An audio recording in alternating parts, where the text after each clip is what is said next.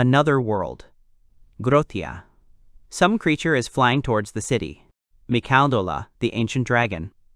Difficulty, legendary. The dragon turns his head and sees some kind of clot of energy in front of him. Extreme step magic, meteorite shower. And here comes a man, a great sage, whose immense magical power has earned him the reputation of a living legend. He looked at the ancient dragon with disdain and noted that it sounded respectable. The leader of the magic guild, the great celestial sage Cedric, asks his interlocutor not to take him for a fool. He doesn't understand why they decided to ask him to reverse the declaration of war. It's absurd. The leaders of the magic guild stand before him. 3 wise men. One of them explains that if he declares war, it will be too late. Does he really want to bring their country to ruin? Cedric replied that the damage would be great, but he had a tactic. The guy says that if the probability is not 100%, then it is worth thinking about everything again. The man said that this decision had already been agreed upon with His Majesty. The sage said that demons are very powerful. Cedric is the country's next emperor. He can stop the war. The leader proposed a different solution. They would have to sacrifice 10,000 victims to the demons every year. Do they really think this is acceptable? He responded that, compared to the population, the number of victims is negligible. He suggests bringing the elderly and orphans, as before. Cedric told him to shut up. He talks about avoiding a significant population decline. No one should be allowed to live, nor should anyone be killed. This has been the demon's custom since ancient times. He doesn't accept it. He asks about the purpose of magic and the purpose of power. It's clear that these are fangs aimed at those outcasts they don't like. His name is Cedric. He is the first sage in history to achieve the title of Heavenly, and the only one who decided to lead a rebellion against the demons. The boy exhaled and said there was nothing he could do about it. He snapped his fingers. The next moment, soldiers entered the room. Cedric realized they were going to take him by force. He wanted to say that they couldn't cope with such a number, when suddenly his strength began to leave his body. The sage said it was weakening magic. Yes, he could destroy several thousand people single-handedly, and he can successfully wage war against the demons. He wanted to convince the emperor to declare war because he is the strongest. But will he be able to stand up to all the empire's warriors? And then there's weakening magic and poison. Will he be able to resist them all year round, 24 hours a day? The guy kicks the hero and says that all his power is his own. This power is his limit. And so he demanded the power of the Facilia Empire to fulfill his personal desire to destroy the demon race. Cedric asks if he is really prepared for the human race to become demon servants for eternity. He replied that only the elderly and children were sacrificed. It didn't apply to them, who had rights. The boy noticed that the leader was interfering. If he hadn't done anything, what had happened now wouldn't have happened. The hero decided to make a promise to Aemon. He promised that one day he would definitely destroy the demons, and the foolish people who decided to do so. Aemon says that, no matter what, without him the emperor will continue to doubt. He also added that in the royal court, all the aristocracy, except His Majesty, think that the hero is just a burden. The man closed his eyes and called them stupid people. However, his last words are not at all elegant. He is sorry. As Aemon said, he felt the limit of his power. The growth of magical power usually ends at age 40. After this age, one can hone one's techniques as a mage, but the growth of the soul, the source of magical power, stops. He is the most powerful magician in history. What will happen if he, who has the knowledge and skills of a great sage, tries again from scratch? Mikaldola, the ancient dragon. Samaris, the fierce angel of 8 flames. Ifexer, the world tree of magic. Once upon a time, he faced these powerful enemies alone. Now, it's the same thing. Thanks to the principle of reincarnation, which he spent 20 years developing, he can overcome the entire demon race single-handedly. It's a shame Amon refused to rebel with the demon emperor, but even the rebellion against him was just one part of a larger plan. But by overthrowing him in the wrong place, they brought him here. The hero found himself in the body of a boy who was in some room. He noticed a mirror standing nearby and looked into it. There, he saw the reflection of a young man.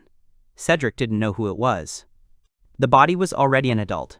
He thought he would be starting with the body of a baby. He noticed traces of a ritual. It was a ceremony of summoning the devil with self-sacrifice, and his soul was carried here. An accident happened, but he's in a young body. Everything worked out. He decided to move straight to the experiment when suddenly there was a knock on the door and an announcement that his dinner was ready. He responded with what was about to happen. He was too excited for his age. He decided to start by gathering information at the table. Alfred is sitting at the dining table. He has been served food. He really liked the food. It was even more than good. He asked for more. Then he asked for more again. His senses sharpened. He thanked the servants for the food. He asked to tell the boss that he liked it. The servants were surprised. Cedric didn't understand what had happened. The butler replied that they simply hadn't expected that from him. Alfred said that those who do a good job need praise. It was delicious. The hero realized it was all about praise. He repeated how delicious it was. The butler asked if the master would be attending the magic school starting tomorrow. After all, he hadn't attended for 2 weeks without a reason. The guy has a child from his ex-wife. His father may stop providing for him. Alfred agreed and said that he would be going to school starting tomorrow. He hadn't been there for a long time and so asked to be seen off. However, the fact that he has no memories really bothers him. He decides to find out from this body.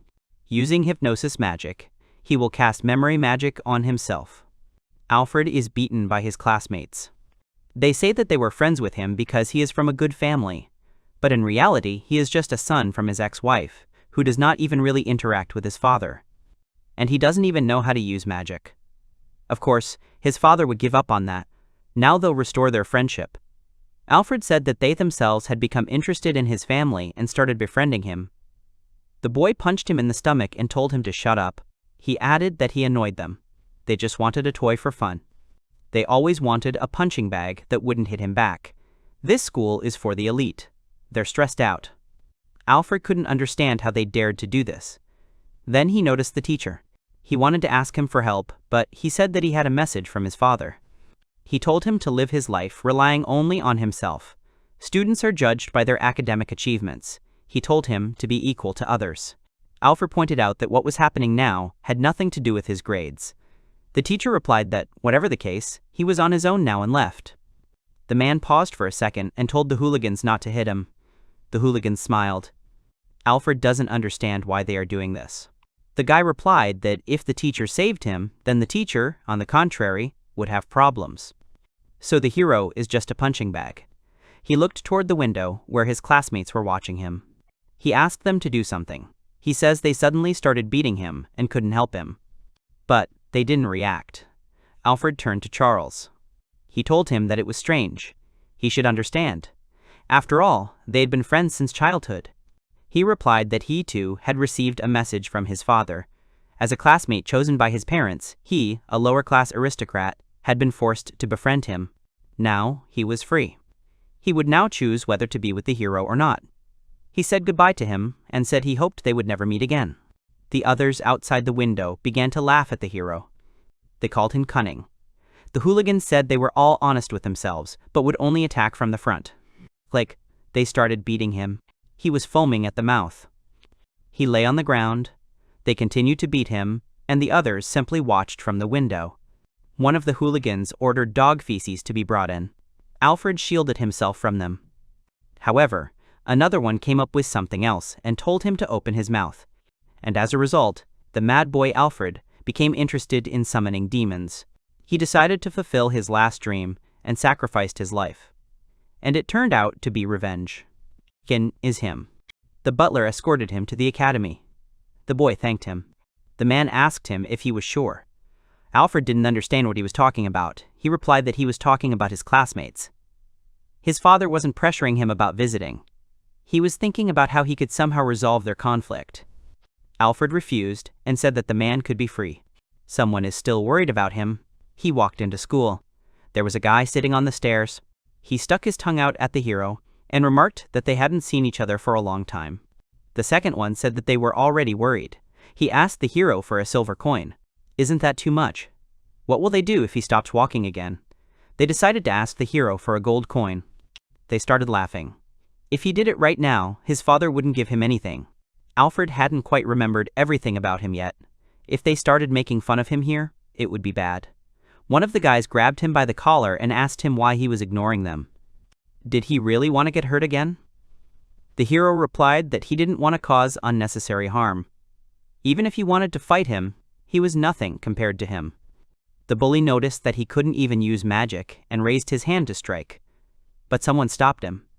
His friend reminded him of what the teachers had gotten into last time. He talked about how they'd gone too far and damaged school property. He asked his friend not to be afraid. If they beat him up, nothing would happen to them. They decided to leave after noticing witnesses. They went behind the school. No one would see them here. But they'd thank him for being such an upstart. Alfred exhaled and noted that relieving stress by beating up a defenseless person was not at all elegant. One of the hooligans decided that the young man had gone crazy and rushed to attack.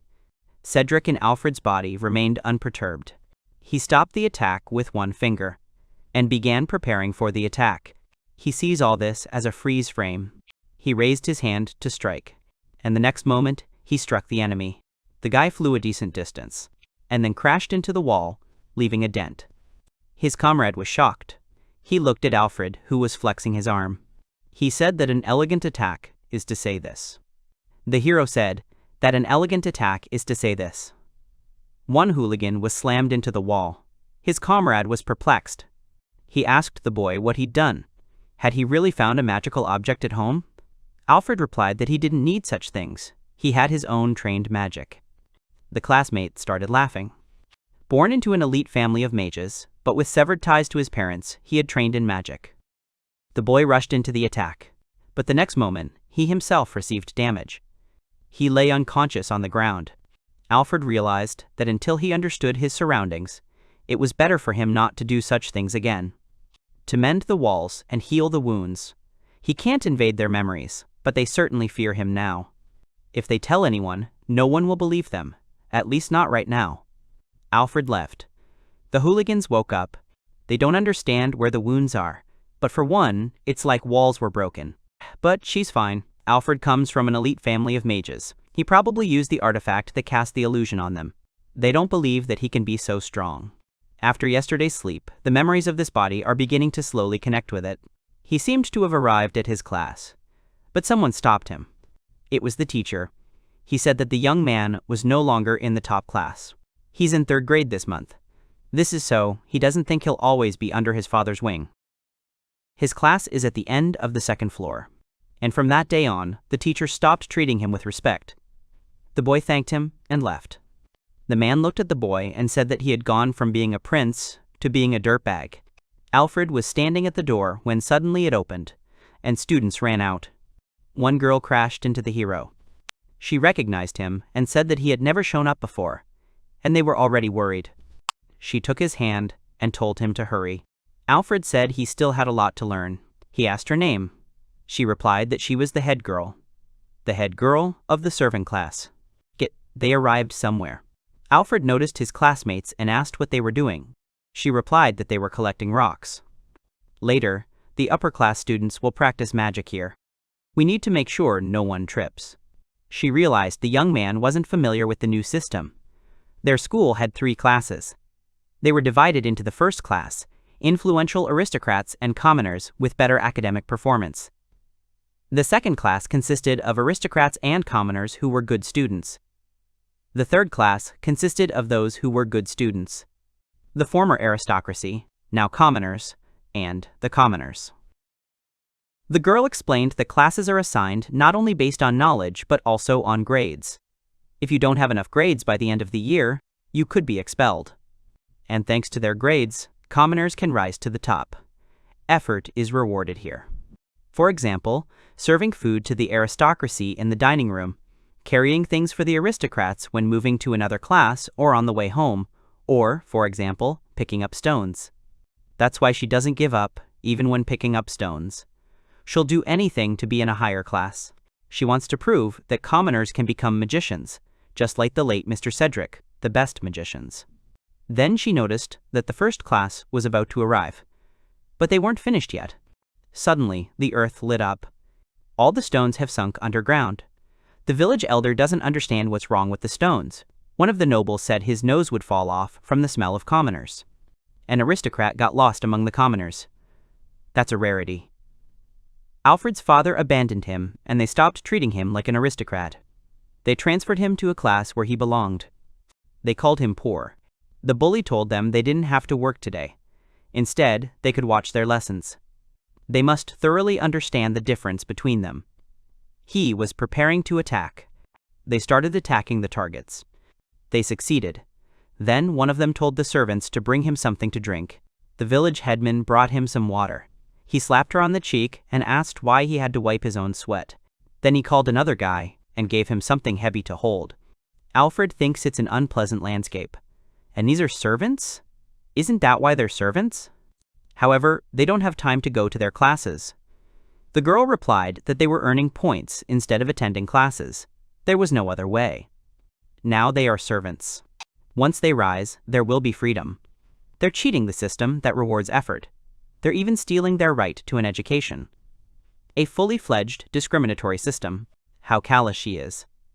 The girl asked the guy what happened. Was he really scared? One of the guys fell down and asked about the one who hadn't picked up the stone. He told them to get out. How dare they interfere? They behave like this even after they've picked up all the stones. Alfred wanted to say something. But the headman stepped forward and said she had been cleaning there.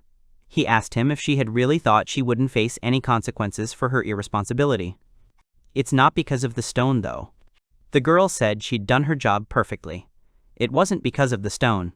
The aristocrat became angry. He asked how she dared to behave like that. Did she really think she'd get away with it just because she was beautiful? Who does she think she is?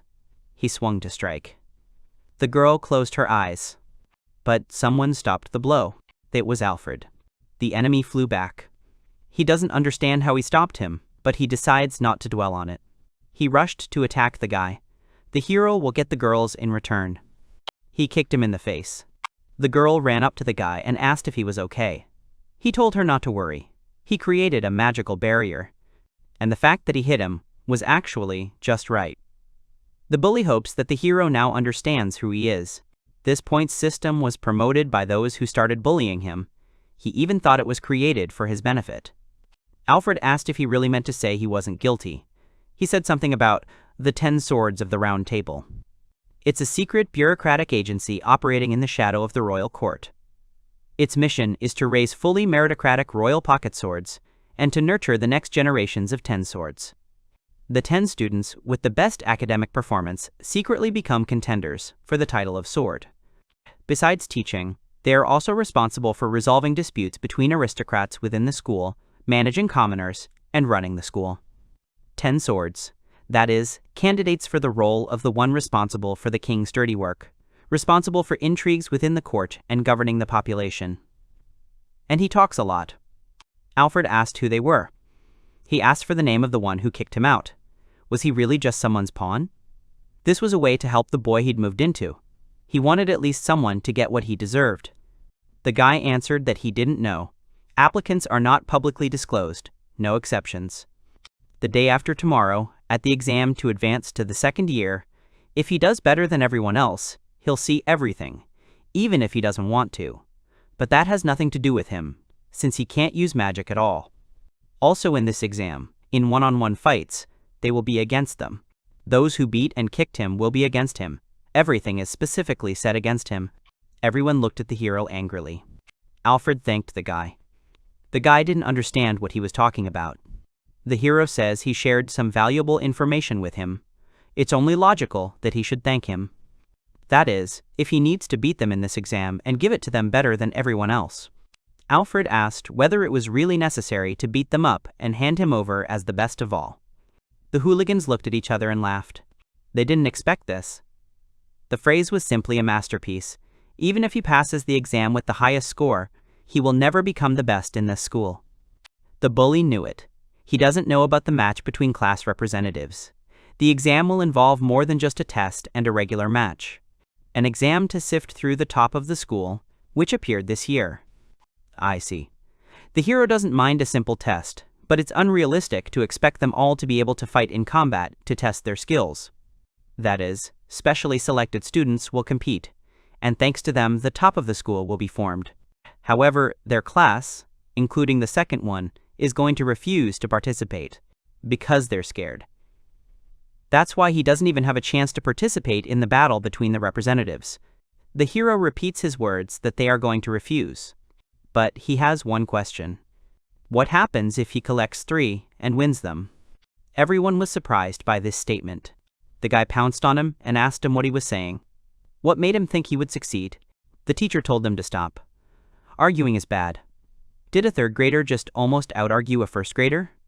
Then he could become their class teacher. He could even promise them that as a curator. And then he will be able to admit that they have the right to be called first class, and everyone will stop using them as servants.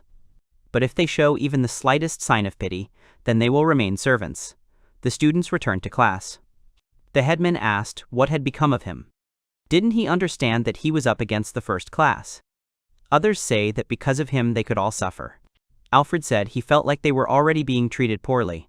They had nothing to risk. So what should they do? That's just the way this school works. They have no choice but to shut up, listen to what the people above say, and hope they don't ruin their mood. Alfred says that he just wanted to know if they themselves felt sorry. He asked if anyone wanted to take part in the representatives match. A classmate responded that if anyone else participated with him, their feud would fall upon them too. The hero understands that there's nothing he can do to help them. The servant spirit is already deeply ingrained in their souls. They have already completely given up. The class monitor said 3 people were needed for the representative match. If she could find one more person, she'd agree. Her classmates told her that if she agreed, it wouldn't just be him, but the whole class. She said that whether they get it or not, they will remain servants. Then at least she wants to try to change something. That's why she wants to seize this chance. She doesn't want to submit even without resistance. Alfred thought she was different. She had a strong will. The students were saying that it was impossible to upset the upper class. Even if they participated, they wouldn't win. These 2 are bothering them. He tells them to do as they please. Even if they try to persuade someone, a 3rd person will probably not appear, because they will not win. The headman understands that they really won't find a 3rd one. Alfred says that after the headman agreed, he didn't even plan to look for a 3rd among them. He didn't even expect it. They asked him why. He replied that the 2 of them were already enough. The headman asked if he really had a plan. The boy said he had an acquaintance at the academy, at the edge of the closed city of Darsh. A dangerous region, a forest of no return. A young man walks through the forest. A monster appeared in front of him. The greatest genius since the founding of the Magic Academy. He held that title for over 10 years. After completing elementary school as an external student, he graduated from the middle division of the Magic Academy at age 12. He decided to join the Magic Guild without attending high school. He no longer felt any point in learning and training. He decided to quickly become the best magician in the academy. The man tells Silos Taylor that he is starting his exam from now on. The boy believed he could one day become the world's best magician. And that day, during the entrance exam, the great celestial sage Cedric appeared before him. Silos used 3-stage magic. He used the skill Rock Bomb. The sage is against him. His magic has no effect on him. Everything is going according to plan. As soon as he neutralizes the magic, he will have a weak spot. That's his goal. His goal is to fail the exam. He wanted to defeat the general at the age of 12. He wanted to become a legend. Cedric easily defeated Silos. The guy didn't understand what had happened. Where was his weak spot? He defeated him without even using magic. Silos said he'd underestimated the guild general. Cedric said the exam was over. Then he added that the young man was not worthy to join. Magic guilds accept military contracts. If he'd fought, the boy would have died many times over. Silos said that he was his opponent, and the other guild members wouldn't understand the value of his abilities. Cedric said he wasn't talking about abilities. He advised him to come back after graduating from the Magic Academy. The boy shouted that he had nothing left to learn there. Cedric told him not to overestimate himself. The man released magic. The boy doesn't understand how so much magic comes out of him. This is the magic that was in him during their battle. It can strengthen him physically. Silos realized that he had been honing his magic during the battle. Refining magic is also a method of concentration. It's the simplest method of learning to use magic. If he learns to hone his magic at his level, his physical abilities will improve on their own. Breaking the rocks he saw is a piece of cake for him. But can the boy do that? He replied that he hadn't. Cedric realized that Silos hadn't learned the basics from elementary school. The boy asked if his magic was even worse than the basics. His words sank deep into his chest, and at the same time, he felt a strong desire. The boy thought about how beautiful his honing of magic was. Cedric said his current magical honing was worth 0 points. He told the boy to make him give him 1 point next time. And 5 years have passed since that day. Silos fights the monster. He remembers Cedric's words about forcing him to give him at least 1 point next time. 5 years have passed. At the Senior Magic Academy, he wasn't exactly as strong as a student. He was closer to his teacher's strength. He fell into the circle of students studying My Star and increased his strength. And this is a Minotaur. And for a B difficulty monster, his name is synonymous with physical attack. He continued training day after day, curious to see how close his magical power had become to Cedric's. Silos used physical enhancement. There's no opponent as predictable as him. The guy struck. The monster raised his hand to strike. Silos dodged and raised his hand to strike. He dealt numerous blows to his opponent. He managed to dodge and struck the young man in the face. He won't let himself lose. And the next moment he delivers a powerful blow. A hole appears in the monster's body. Silos is happy with what he's done. Now he'll accept it. Suddenly the young man heard something and began to look around. He was surrounded by monsters, although there should have been only one Minotaur here. It seems he was lied to at the guild. He's already exhausted, even despite his physical enhancement. Even if he had already used all his magic to the limit, the chance of survival was 0. But he won't die so easily. He'll take 3 with him. He wanted to show him the magic he had mastered. The monster swung at the guy. Suddenly, someone appeared on the battlefield. It was Alfred. He dealt with the Minotaur with ease. He said that it gives him 65 points. He has some good magic. The hero greeted Silos Taylor. He would like to learn a lot from him, but first they will deal with those who are hindering them. This trained magic. He was thinking the same thing then. How beautiful his magic is. This is the great sage Cedric. The guy fell on his face. Alfred asked Silos to listen to him. The classmates don't understand what's going on. How did the Academy's genius end up here? They say Silos has surpassed the teacher's level. He's exploring My Star alone. Silos said they knew about his special position at this academy. He, the researchers, and his class included. They all participate in the learning process. And this is no exception for 3rd grade. He turned to the class monitor. Now he and his class could participate too. Alfred reminded them of what he'd already told them, that they could do whatever they wanted. They might launch a counterattack against the first class. Don't they have anything to say in response? The hero told Silos that he was Cedric's reincarnation. His name was now Alfred Belial, but this had to be kept secret. Final exams. Written exam day. The bully doesn't believe Alfred is serious about doing better than everyone else on the test. He was bullied so much that he went crazy. This class is just rock bottom. Suddenly, someone bursts into the classroom and announces that something bad has happened. Silos has been transferred to the servant class. All the guys are shocked. Silos is that genius. What pulled him there? He's just incredibly smart. Thus, in the class confrontation, they found themselves in danger. That is, if they won, their classes would switch places. The guy says everything's fine. Yes, Silos is a genius, but the other two are just trash. They understand that they cannot win. The heroes walk down the hallway, and all the schoolchildren are shocked. They're surprised to see the real Silos. They don't understand why he's with them. The headman asked about Alfred's condition. He didn't understand what she was talking about. She replied that there would be a battle tomorrow. It seemed she held a grudge against him. If he dies in a one-on-one fight, they won't make it to the team battle. Alfred said he doesn't think about dying during a school exam. It's not a big deal. The hero is worried about the girl. He asked about her condition. Regarding the written exam. Instead of worrying about others, she worried about herself.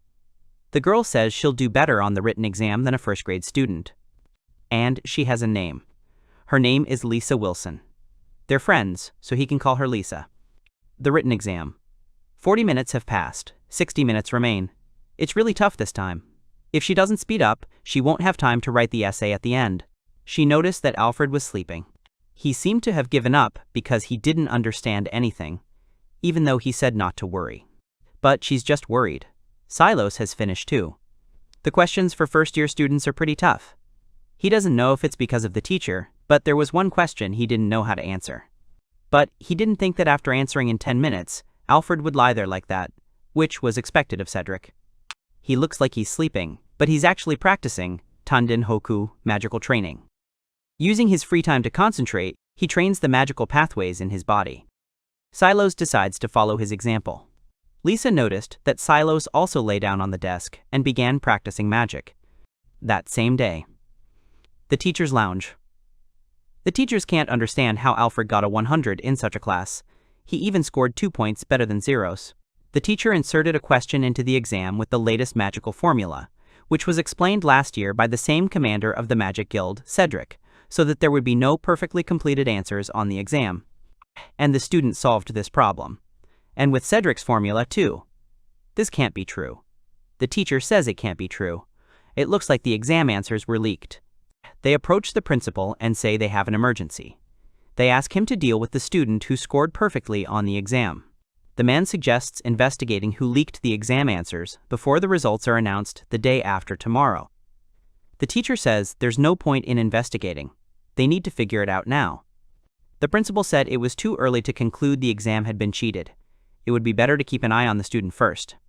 Okay, so Cyrus insisted on transferring to 3rd grade. Okay, the exam results. This boy has a secret. The next day. The arena for one-on-one combat. The bully noticed that the hero was full of energy, although he thought he would be too scared to show up. But it would have been better if he hadn't come. The teacher suggests punishing the dishonest one. And so begins the one-on-one combat test.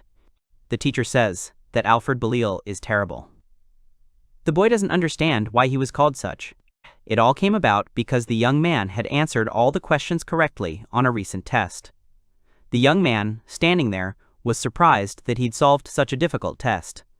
The teacher thinks he must have cheated. He asked where he got the answers. He condemns him. He understands. He thought the teacher would look at him differently if he got the test right after his father abandoned him. But cheating is too much. If he were just stupid, it could be corrected, but he is worse than an animal.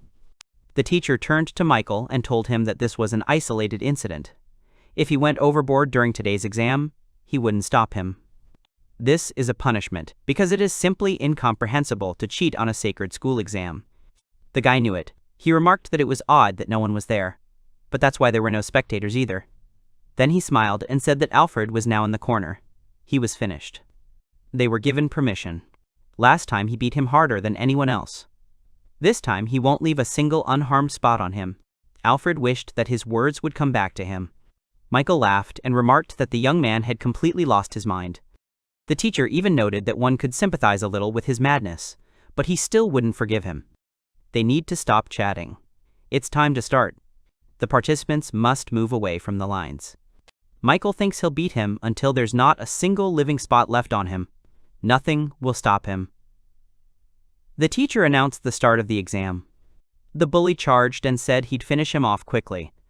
Alfred thought that, as usual, he wasn't elegant. He'd only need one hand to defeat him. However, his body does not move. Michael grabbed the boy. He was about to throw the hero into a crouch. Even if he died, he couldn't keep his mouth shut. The hero decided to use special magic. This is a 5-step iron protection. Michael abandoned Alfred. He thought he had won, but the young man rose to his feet. There wasn't a single wound on him. The guy decided to attack him with his fists. Alfred's body is no longer cooperating. He's been hit in the face. He continues to be hit. Memories of that terrible incident begin to appear in the boy's mind.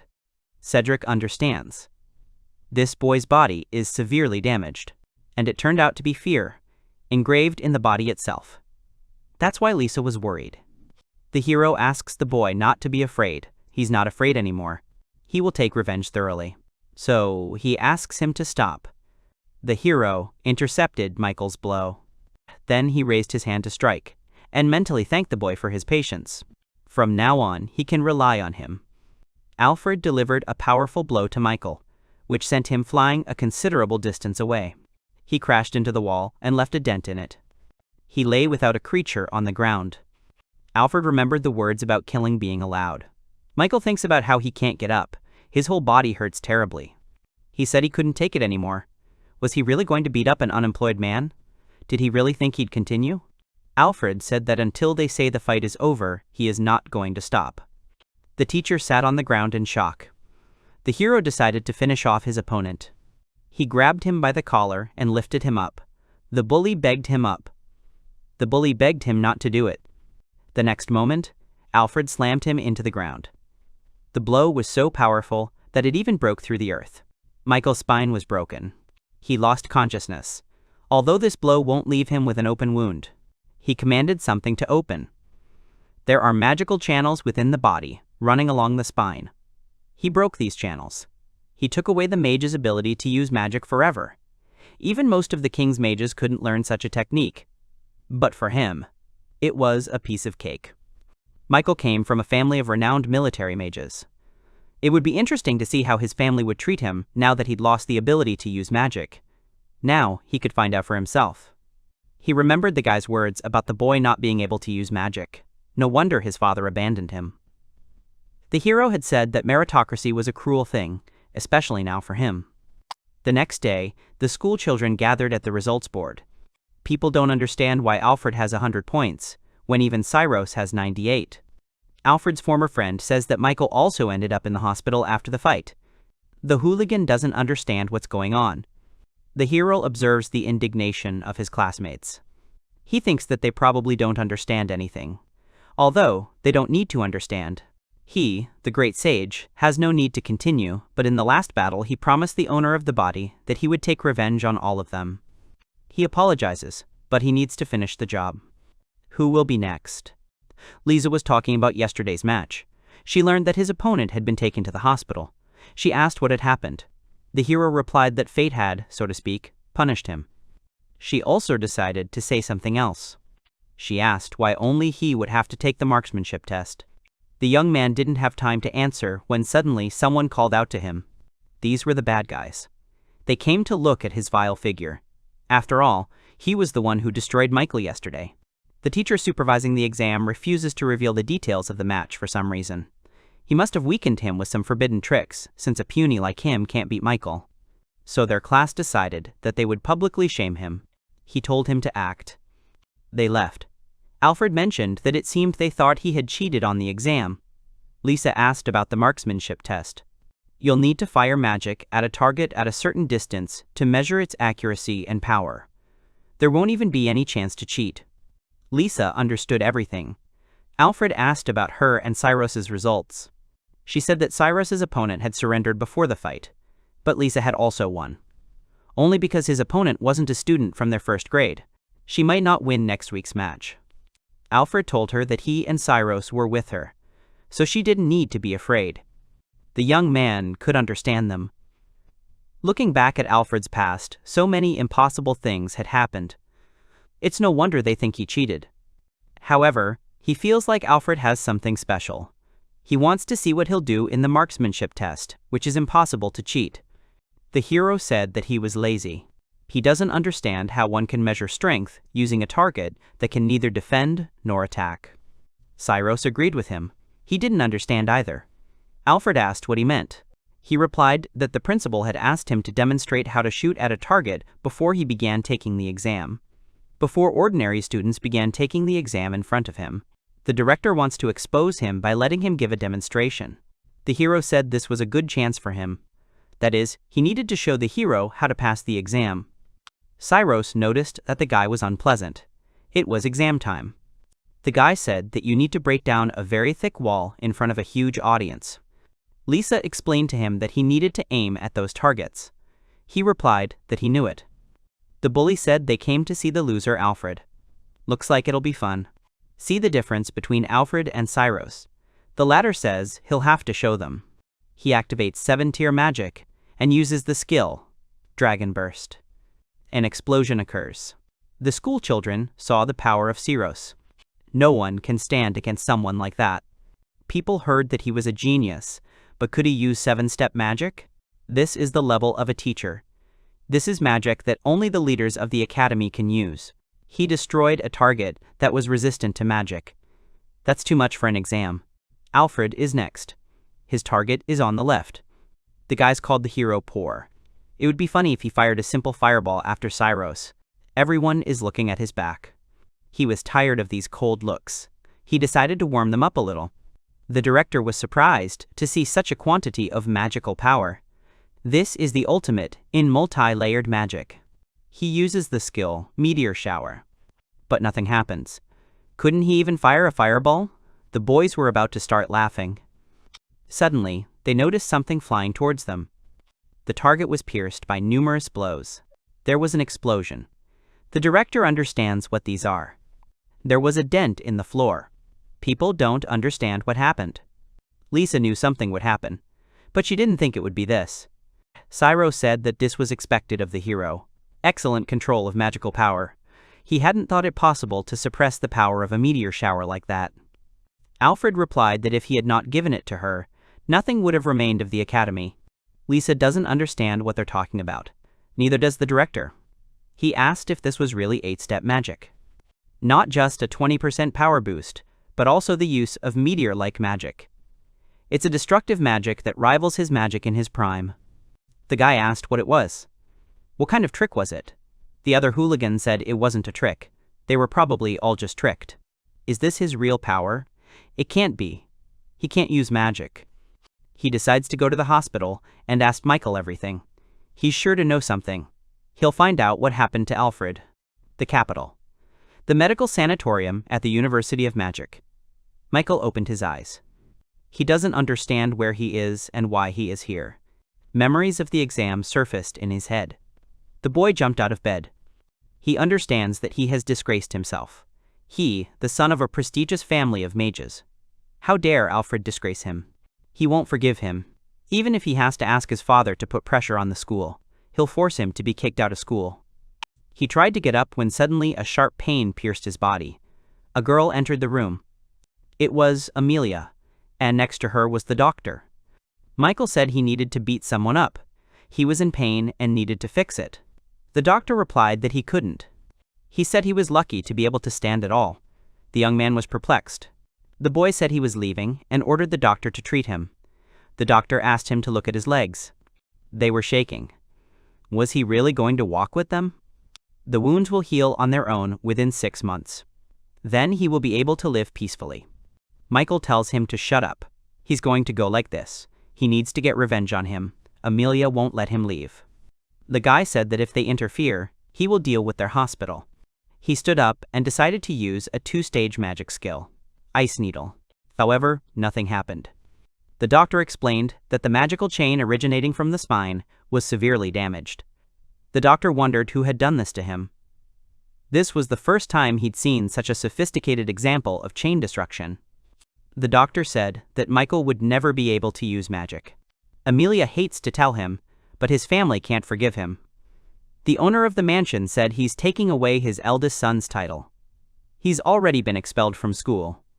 And they hope that he never leaves the mansion again. The boy went crazy.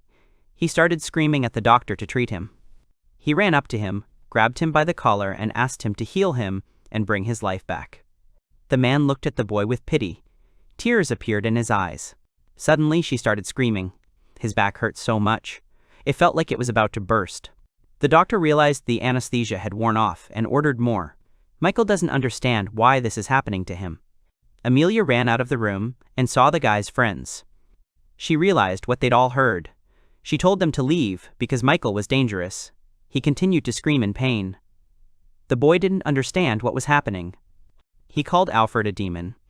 He fell to the floor and realized that the hero had decided to take revenge on them. The guy says that the demon decided to take revenge on them. Charles said things were bad. There would be no mercy for them. The bully says Alfred got all worked up about the exam and decided to send them all to the hospital. The other one doesn't understand why he suddenly became so strong. Charles says he comes from a family of legendary mages. So, for family reasons, he didn't show them what he was capable of. Or perhaps the blood of another race has awakened within him. The boys were surprised. They'd learned about this in class, I think. Something about returning the power of one's ancestors. The current vice commander of the mages comes from a family with a legend that humans and dragon gods once crossed paths. Charles had heard that the blood of the dragon god had once awakened within him. However, the hooligans didn't believe it. They didn't think Alfred could be that one man in the country. Whatever the case, Alfred is strong. If they don't come up with a plan, they're in danger. They don't think about the fact that he will suddenly attack them, but he can destroy them, just like Michael during the exam. So, you just don't have to fight him during the exam. Whatever the case, the guy has one idea. He asked who they thought his father was. Without waiting for an answer, he said he was the Emperor's chief spy. His father has connections to the Assassin's Guild. Charles decides to rely on him, killing a mage using 8-step magic. The man doesn't believe there's such a student among them. If it's true, it complicates everything. Then he's on par with the Emperor's guard mage.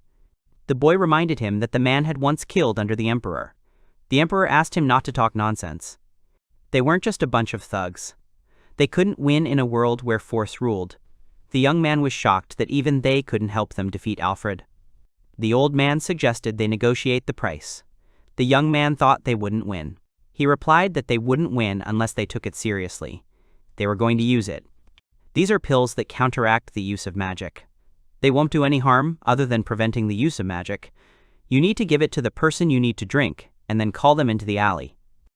The guy realized that if the magician stops using magic, then anything can be done to him.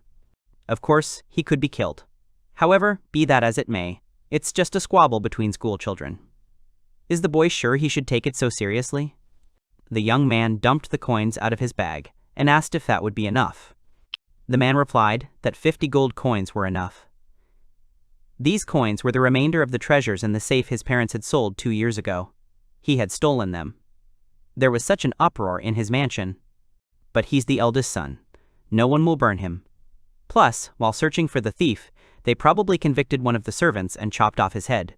He remembers his face clearly. The man understood the boy's nature and said that 25 coins would be enough for him. It's an advance. If he becomes the head of Simolet's household, he'll become his best client. The boy agreed. He thought that now he would definitely deal with Alfred. Alfred sits in the dining room and asks for more. Alice is shocked that he eats such a huge amount of food at such a speed, but he observes etiquette perfectly. Except for the number of empty plates, this is the most elegant meal she's ever seen. But she'll pretend she didn't see it. The hero said that he needed coffee after eating. Someone turned to him. It was the Simolet family's son. He said he had something to talk about. The hero asked him not to disturb his tea break and to leave. He said he brought him something to drink in the hopes of improving his mood. He wanted to apologize for everything. Alfred assumed he'd seen Michael's state. He said he had no chance of winning this week, so he'd decided to play it safe. The word shame isn't even in his vocabulary. The bully was thinking about the pills and said he had a gift for the guy. He found out who had the best academic performance and who could get into the Swords of the Round Table. The hero thinks this is the man who nearly killed the body's owner. The young man reveals that among the contenders is a member of the intelligence service. He didn't find this information easy. He's the one who's done the most harm to him. The guy suggests he let them apologize and close the matter there. The hero agreed to listen to him. He replied that they needed to talk in a secluded place. This was school secret. There was a secluded place. He told the boy to follow him. They came to a dark alley where 5 mercenaries were waiting. Alfred asked what they were. The bully said the young man had gone too far. The hero realized he was talking about the exam. He made an attempt on an aristocrat. The desire for revenge is the least of his concerns. He comes from an aristocratic family, but his parents abandoned him and he's just an ordinary citizen. Alfred said it was unfashionable to rely on one's family these days. The bully was surprised that even in such a situation he was acting this way. He was indeed strong. But he couldn't cope with them, the aristocrats. No matter how strong he was alone. He's a great aristocrat. Using his power and rights, he can do anything.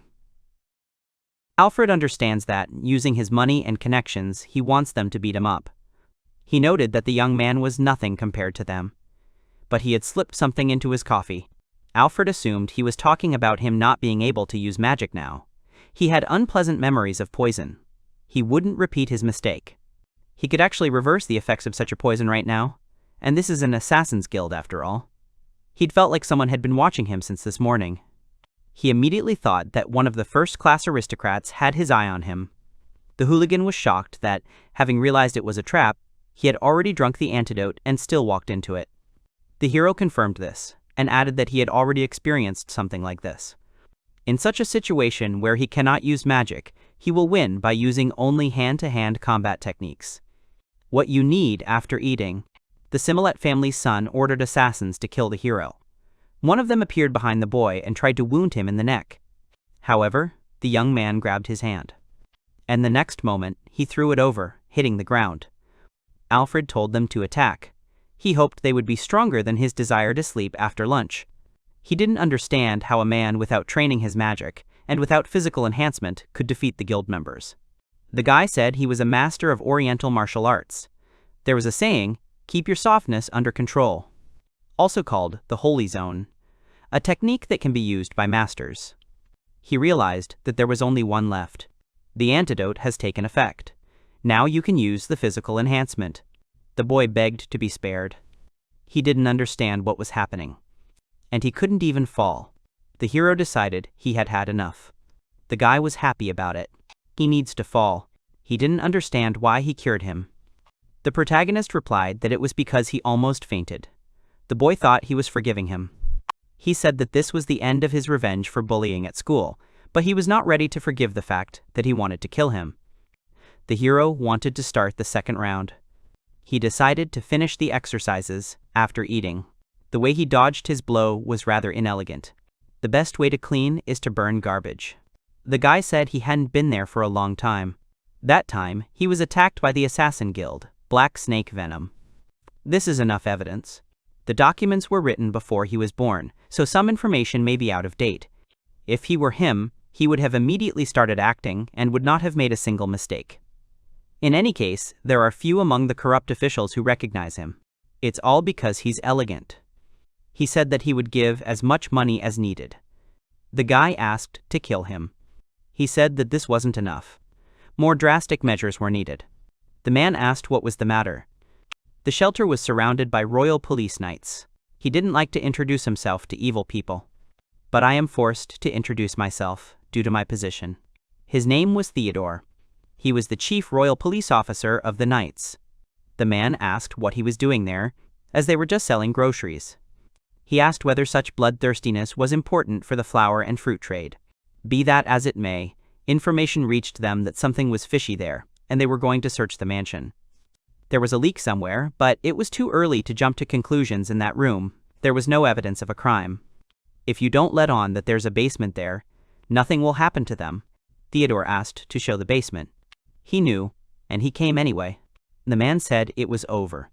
He will be cruelly executed because he has done a lot of things. And he too is finished. The boy said that he was the eldest son of the Similets. Even the royal police can't do anything to him. Theodore said it was a great dynasty. The guy said that if he didn't want to get into a fight with his dad, you should just pretend he wasn't there. The man said that everything was correct, and if his father was detained, he might get into trouble from the palace. But he didn't care. He's the most famous person to ignore the situation in the palace.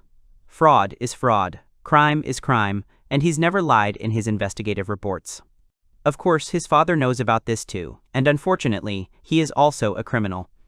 It will be faster to write down what he had planned. The royal court is a nest of poisonous snakes, no matter how close a family member he is. If he has done something wrong, he will be rejected, and such is the law of the world. Attempted murder is a serious crime. There is no guest room in the prison. The guy realized that he had been abandoned. He couldn't believe it. The man said that if he resisted, it would only get worse. Theodore told him to surrender. He ordered the knights to escort him. The man did not understand who put the documents on his desk in the morning. What elegant documents look like those of a wonderful person, with whom they destroyed the criminal organization. In a magic school. In a classroom. The guy said this couldn't be happening.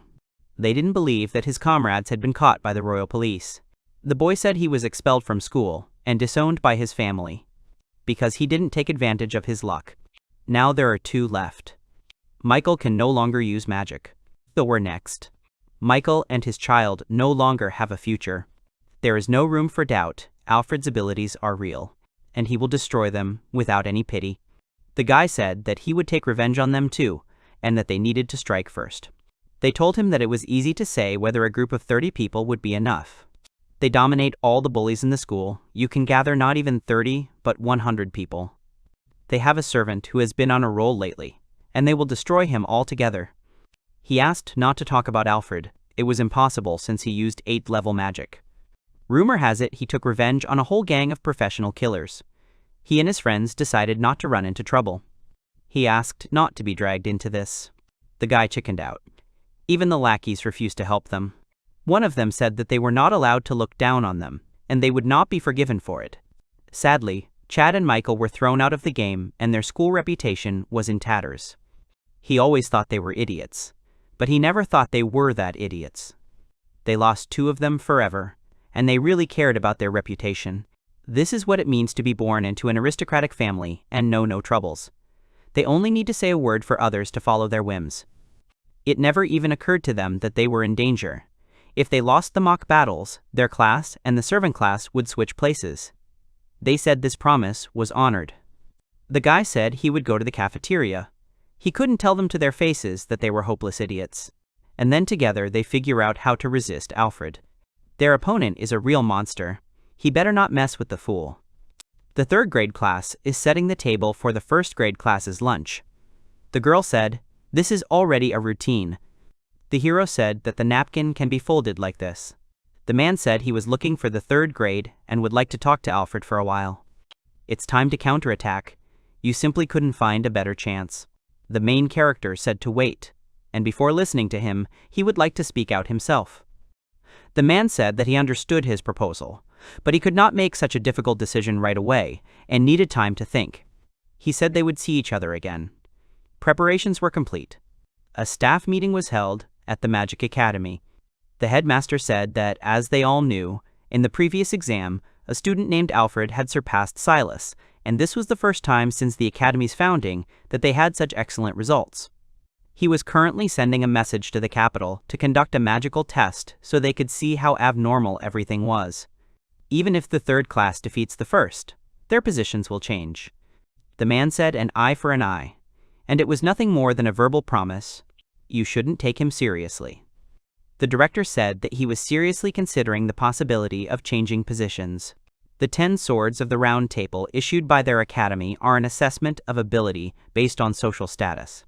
For several days now, there has been an opinion that the policy of managing the 3rd class is unfair. We have not yet postponed solving this problem. I do not wish to get involved in conflicts with the aristocracy. But this is a great opportunity. In the future, student Alfred will undoubtedly bring glory to their academy, and perhaps even become a world-famous magician. But according to him, Master Clive carries the sacred time of a teacher. It would be inelegant for him not to fulfill his own words. If this happens in his heart, only contempt for the school will remain, and he will be forced to write a letter of expulsion. Depending on the outcome of the mock battle, the positions of the classes may change, and the aristocracy will undoubtedly be unhappy about this. As the head of the class and the one who made this promise, he will be forced to take full responsibility. Alfred, who has achieved the best results, can win. Defeat would cost him his head. This was the first time he had encountered such ruthless tactics. At such a young age, he has already become a class leader. You won't find a better candidate for the post of school principal. The man did not understand why this was happening. The guy said he had something to talk to the teacher about. He decided to ask directly, because both he and the teacher would soon find themselves in a very unpleasant situation. The man said he was aware of what was going on at the school, but he didn't think Alfred was capable of such a thing. The boy had a proposition. As an accepted candidate for membership in the Round Table of the 10 Swords. The man said it was a secret and couldn't be discussed there. The student said he understood, but he didn't choose the methods. After all, if this continues, chaos will surely overtake them. It's simple, but without him and the 10 swords that can interfere with the school's self-governance system, they won't succeed. It's war now. And he has a way to control it through many ways to attack and destroy Alfred. One day, when she was a child, her older sister was brought to the mansion of a great aristocrat. She was told that she had accidentally met the Duke, who was secretly walking around the city. She remembers thinking this as a child. The girl didn't understand anything then, and didn't even see her sister's tears. She knew nothing of the meaning of the word mistress, nor of the fear of society, nor of the defilement of the bedroom, nor of the abomination of that duke. Nothing about his wife's envy, or about the abuse, or about the fact that she became a sister after she had become boring to the duke, and she lived without knowing. It's all because my sister didn't tell me, even though she promised to send her letters. The last letter, which arrived several months later, contained several gold coins, and said that the sister was not with her wife, but a servant who eventually committed suicide. It was a formal letter that attempted to compensate for what had happened with a modest amount of money. She decided that she would no longer allow anything to be taken from her without justification. With this thought in mind, the girl studied with all her might and entered the Magic Academy. But still, in the academy there are aristocrats, and everyone has their own status. And again, everything was taken away from her. Alfred greeted the headman. The girl said she asked to be called by her first name. The guy said he wasn't used to it yet. She said that she wouldn't let anyone take something away from her so easily. There's a fight tomorrow. They must try. The girl wanted to become stronger. The guy said that now Alfred would never win, no matter how strong he was. The girl said that tomorrow at the duel, there will be a battle against the first class, 3-on-3. She must try not to be an extra burden for Alfred and Cyros.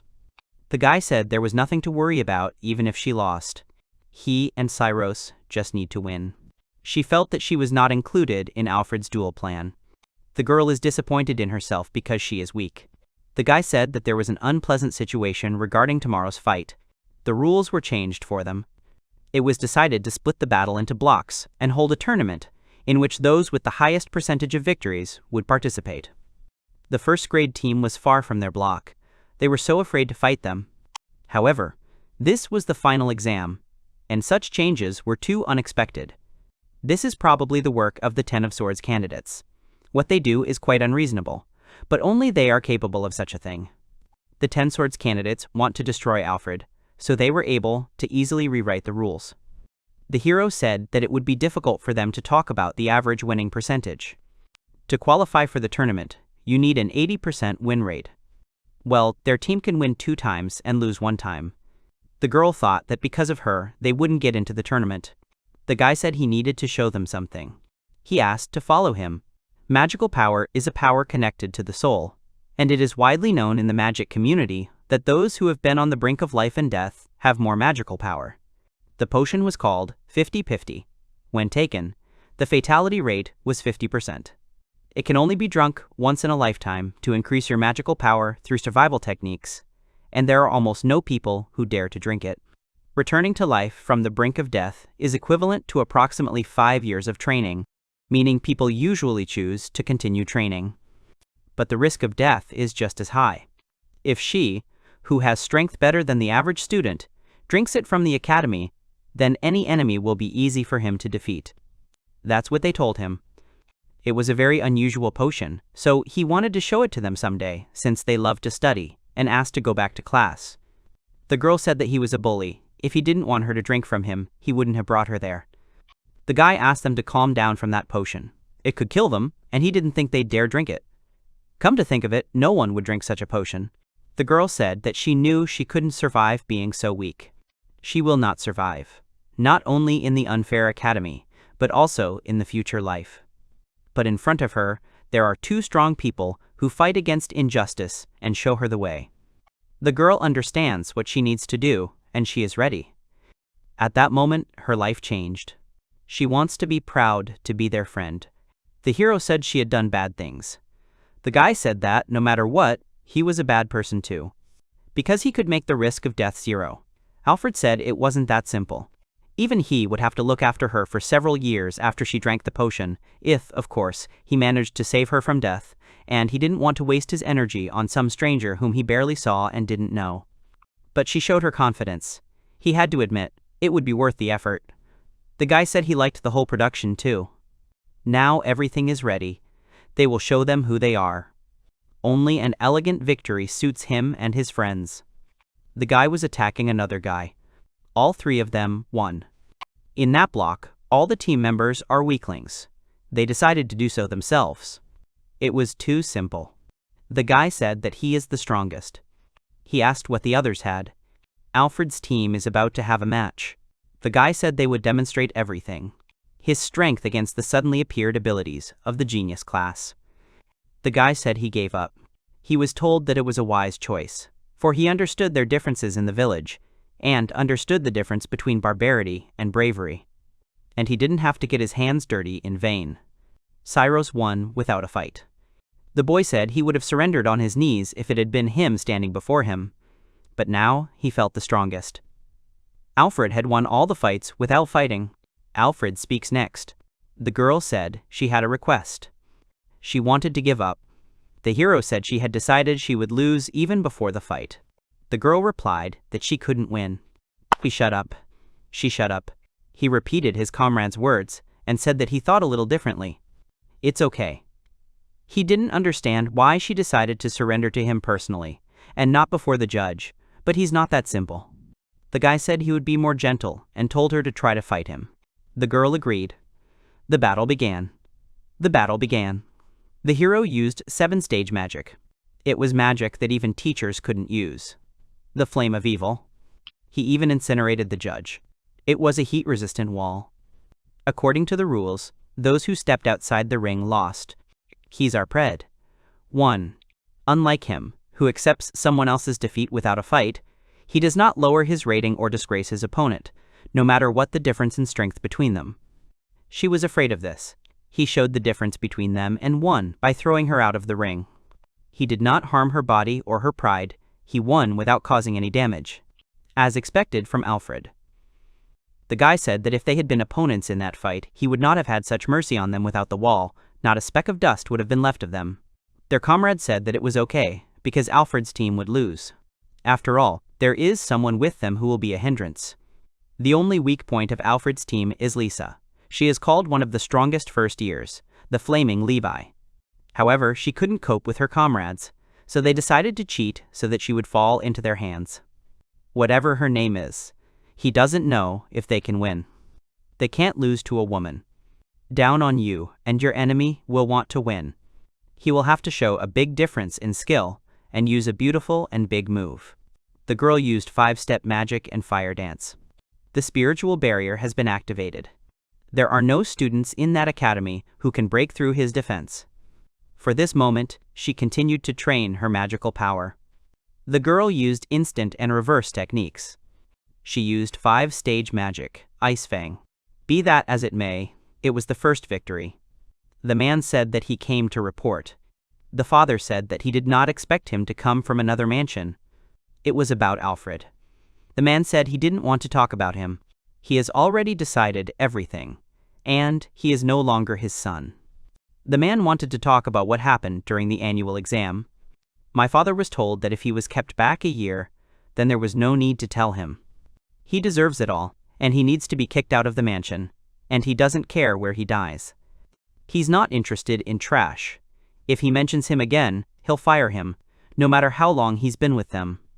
Alfred received all marks on the exam. He took first place from Cyrus. In the target hitting test, he used 8-step magic, and in the duel, he showed incredible strength. The man said he couldn't believe it. As the director reported, it could have been occupied. Their family became a dynasty with strong magical power thanks to the mixing of human and demon blood. He asked about the next exam. The man said there would be a tournament next week and the hero would win again. His father asked to cancel all his plans that day, and he wanted to watch his victory. Finally, he became worthy of being called his son. They reached the final. He said that now he did not understand what they should do, and suggested that they also surrender before the fight. By doing this, they will only anger Alfred, and while they are studying there, he can take revenge on them. They simply fell for his bait, but they weren't the ones who started to mock him. It all started after the 10 Swords document was distributed. At first, people's reaction was the same. The boys realized that third parties should not be afraid of him together. The 10 Swords are to blame for everything. The guy asked why he was worried about those who set them up. As a member of the guilty party, he thought he was also taking revenge on him, but if he revealed his identity, it would be bad. He was capable of that. They must listen silently to what the class above them says and hope that they do not spoil their mood. The guy said he wanted to apologize. When he said that he and the class monitor wanted to confront the first grade, they were against it. They were surprised to see how he handled it. They didn't know that the headman and the boy were so strong. They were the class's hopeful stars. They were admired.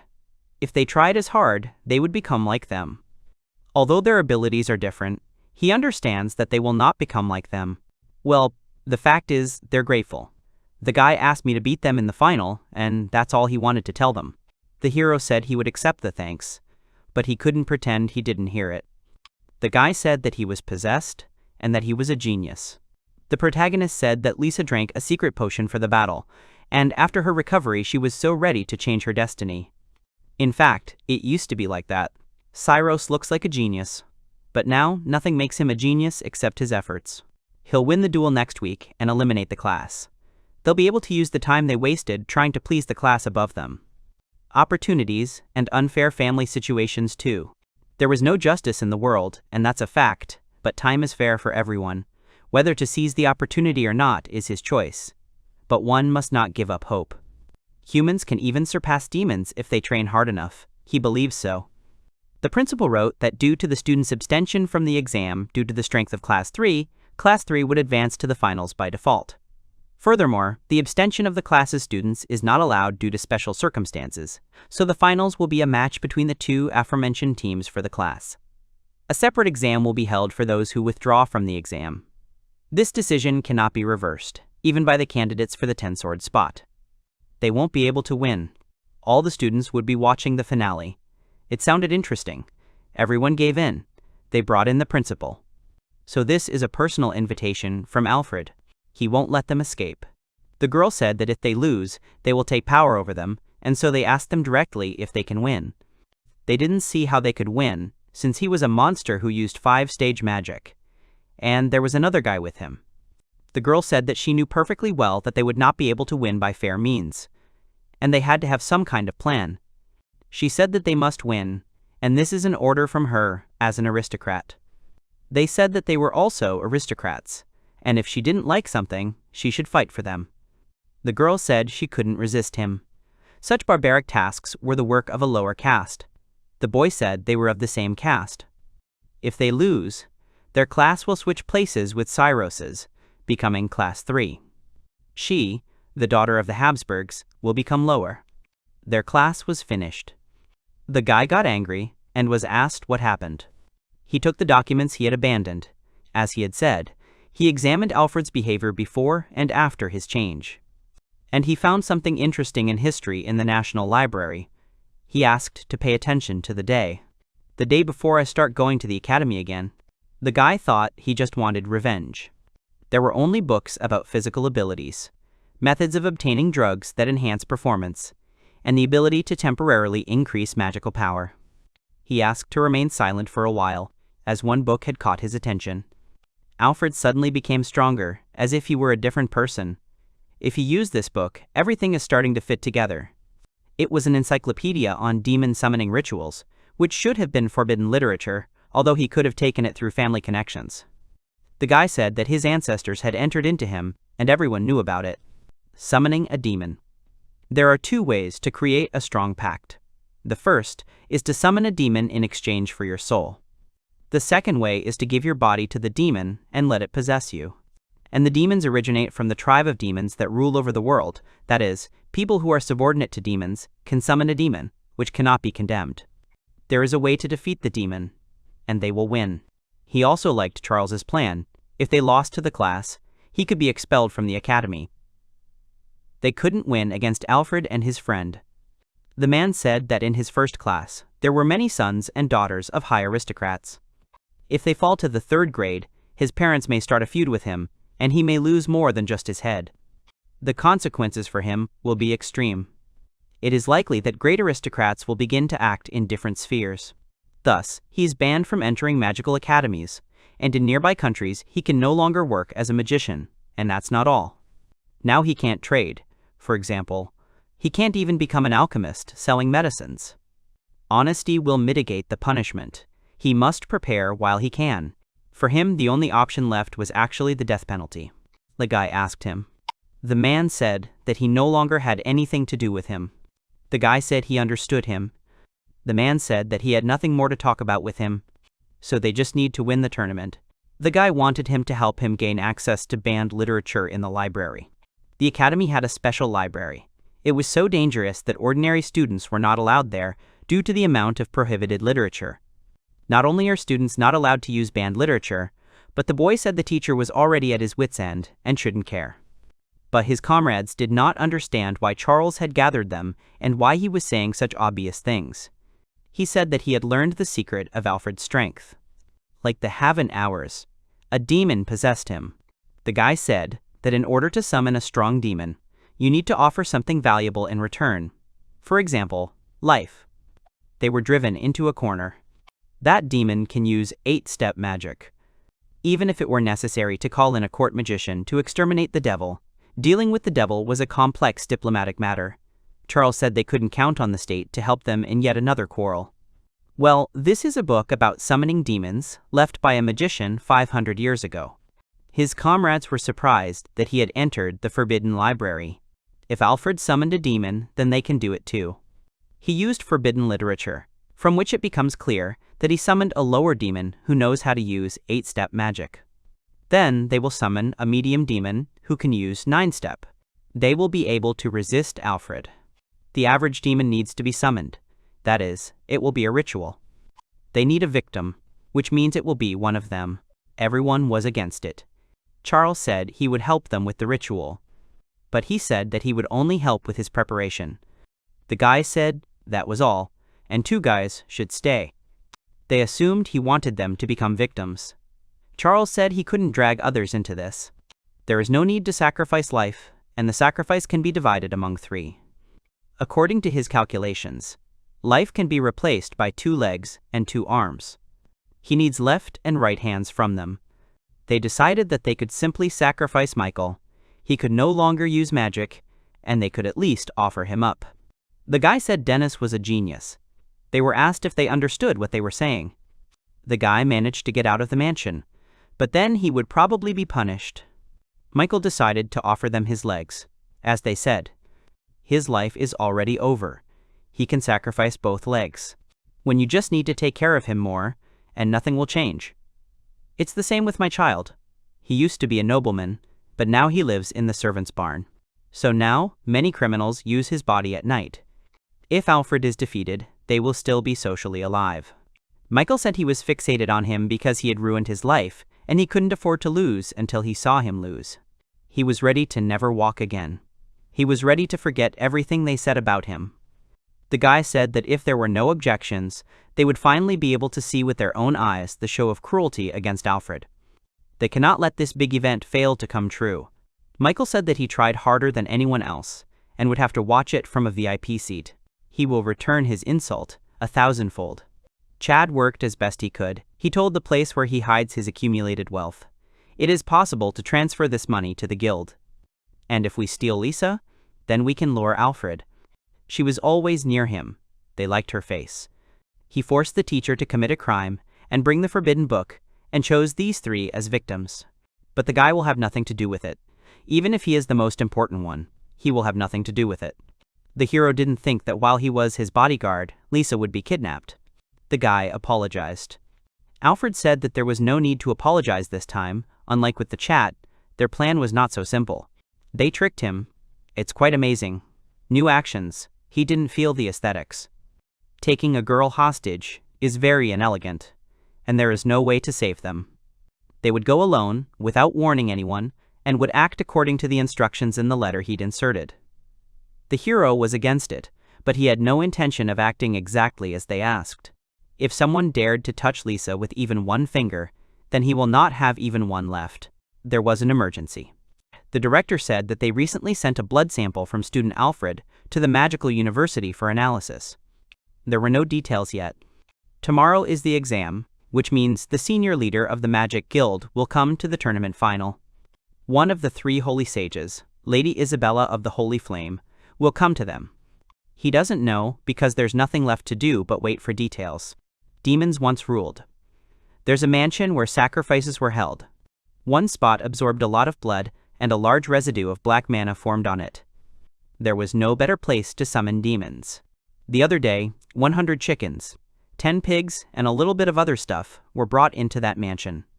It is impossible to know whether this was done by guild members, but it seems that they were transferred to the mansion along with the fox. The customer was undoubtedly someone from the first class. As he understood, those who fear them want to avenge the guys and summon the demon. The guy asked how he found out everything in such a short period of time. Alfred said that he used to play detective. As is clear from the ingredients, they want to summon a middle-class demon. They are going to set it on them. Relying on a decision made after an investigation could cost him his life. He reminded him of the mistake he made when losing to the Minotaur, and said it wasn't like his clever self. But there was only one Minotaur, and he was deceived by the Adventurers Guild.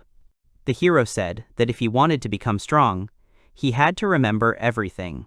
The guy said that he was bored, and it also stank there, so it was impossible to breathe.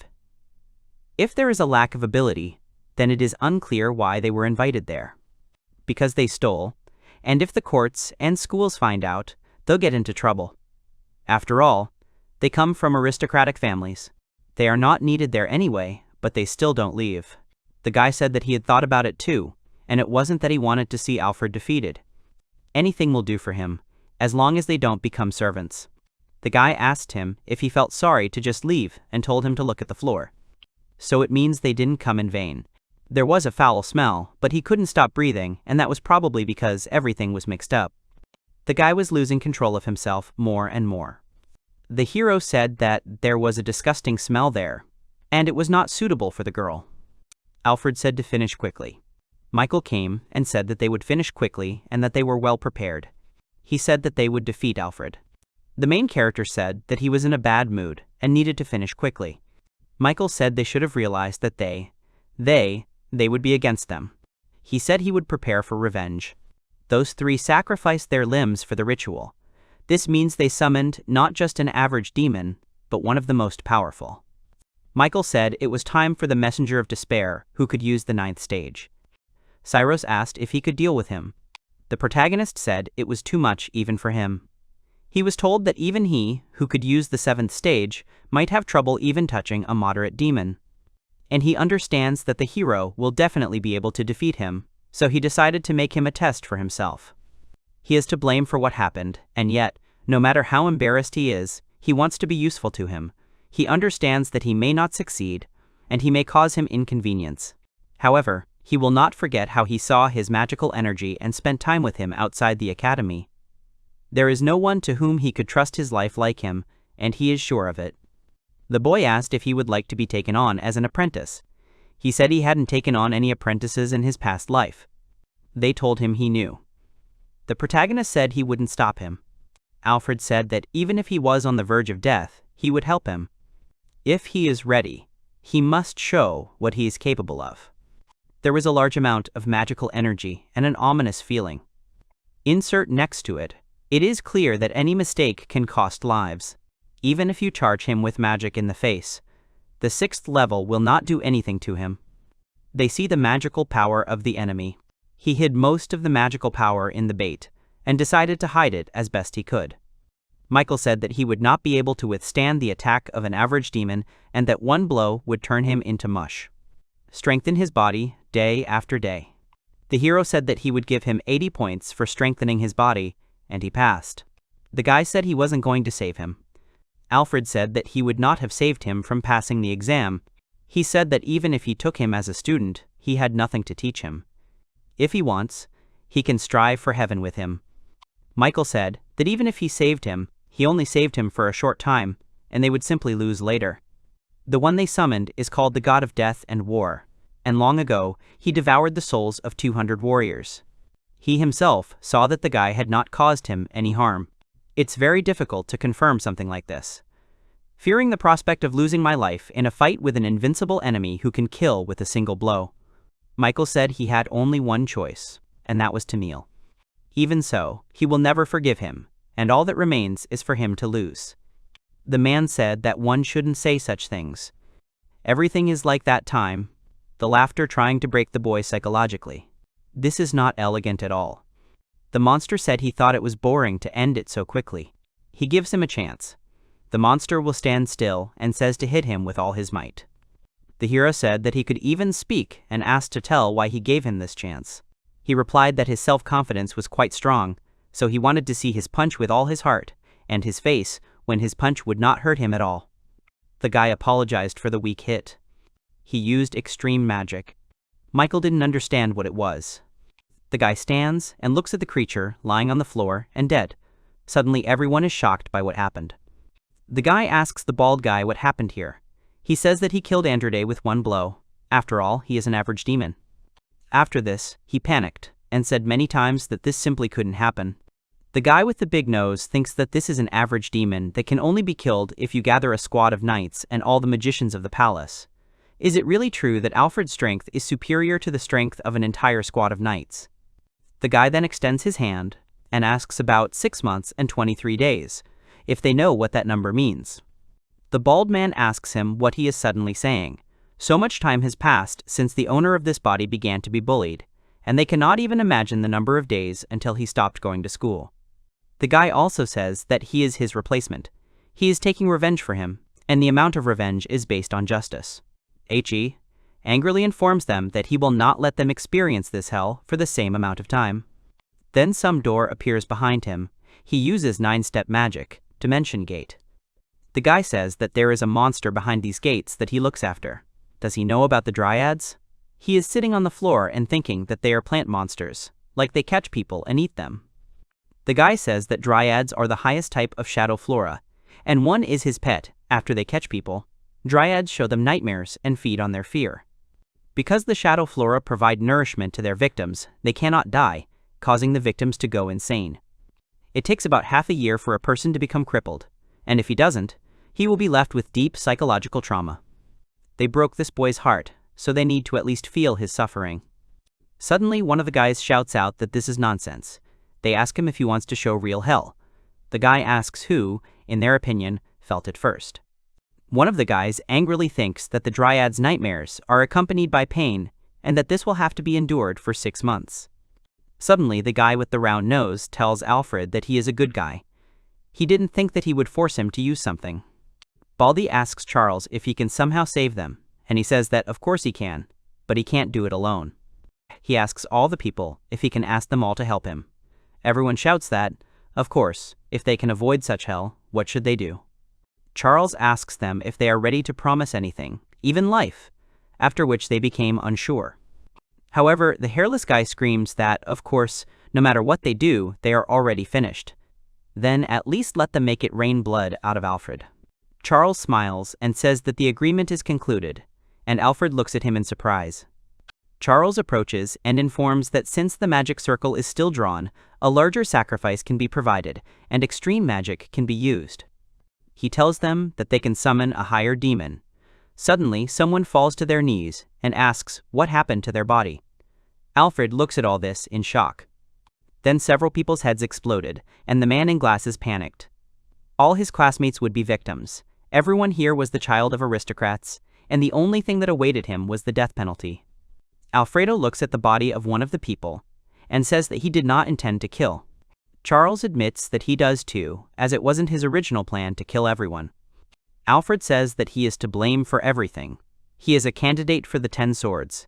He says that he is not only good at magic, but also not so bad in mind. Alfred asks the guy why he was chasing him. He just did what he deserved. He screams about how he studied hard and trained his magic, but because his family is simply better, he was always better than him. Alfred admits that he doesn't remember doing anything wrong to him. Alfred thought that Charles was his friend. That's all he remembers. Charles says that it was just his parents who told him to consider him a friend. Both Charles and Alfred's family wanted Charles to be his servant, but he couldn't bear such shame, and in the end his family abandoned him, and he thought that this was his chance to take revenge for looking down on him. But all this will end with his despair. Now he will call one of the assistants of the Demon King, Abaddon, also called the Dagger, a higher demon, capable of using extreme magic. Then the guy shouts some kind of spell, and a scary, huge creature appears behind him. Charles shouts to Alfred that he will finally take revenge on him, the beginning of the countdown to his despair. Suddenly, the guy with broken glasses is frightened by this creature. Alfred realizes that he is a subject of Abaddon. He is the subordinate of the destroyer Dark Nebula. Isn't he the same as Dispraise of the 5 warring gods' generals? Charles does not understand what he is talking about. The creature asks why he knows the name of his master. His name is known only to 5 generals and his friends recognized by the master. Charles is suddenly surprised by this.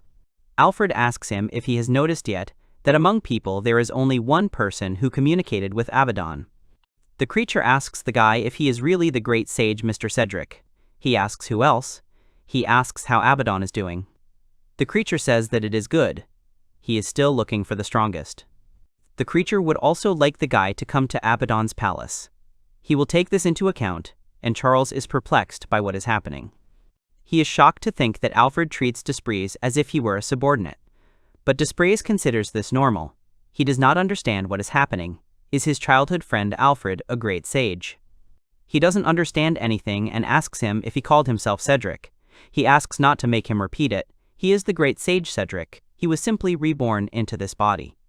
Charles hears about the magic of reincarnation for the first time, but it is not a lie. And if he really is the only great sage in history who is granted the title of heavenly, then everything becomes clear to him. The guy is shocked to realize that he started a fight not even with a demon, but with someone who became stronger than a god. Alfred will inform him that it is obvious that he was mistaken in turning against him. He should not have named the servant Abandon, and him himself. Charles angrily asks what kind of nonsense this is. The demon king won't answer a human's call.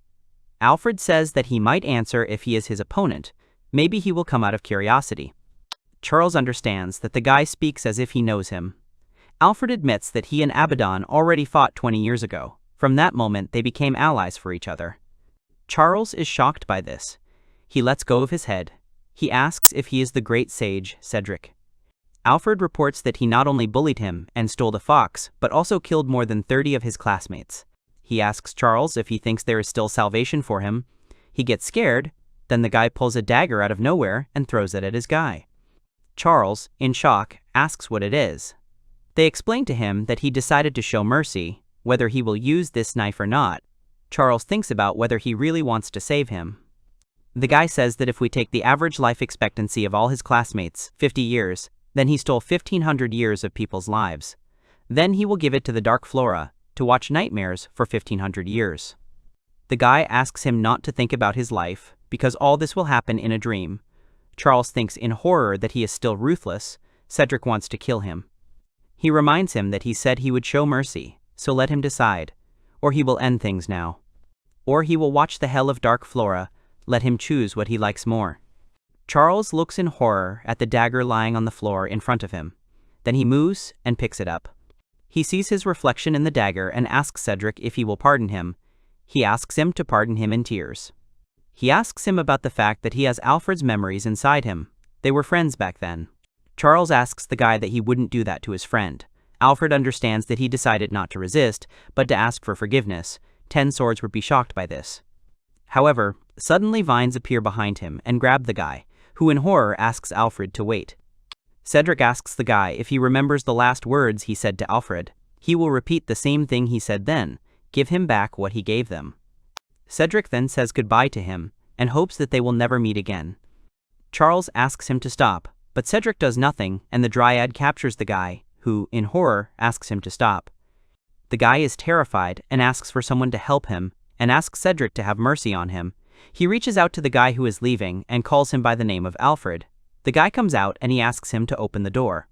Several people enter the room and look at something in surprise.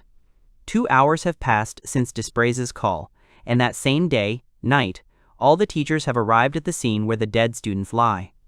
One of the teachers asks, in shock, "What happened here?" Someone says that this is a demon summoning.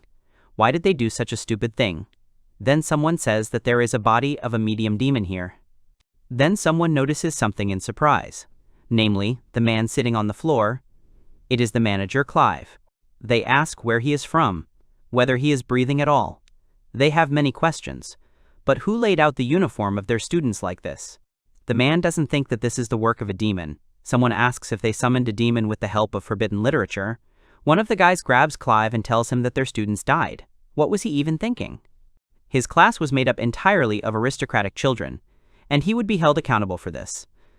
The boy demanded that Clive, with his glasses broken, tell him what had happened to the summoned demon and whether they had defeated him. Alfred defeated the middle demon. The disciple's ritual was incomplete, that's what he remembers. But after that, he could not resist the wave of fear that Dispraise threw back, and he lost consciousness. And what happened after that? They arrived after a tip-off from the third class. Clive, shocked, asks if Alfred is still alive. This means Charles, along with him, lost consciousness and was eaten by Dispraise. Meanwhile, the third class escaped, which led to this. They were probably saved.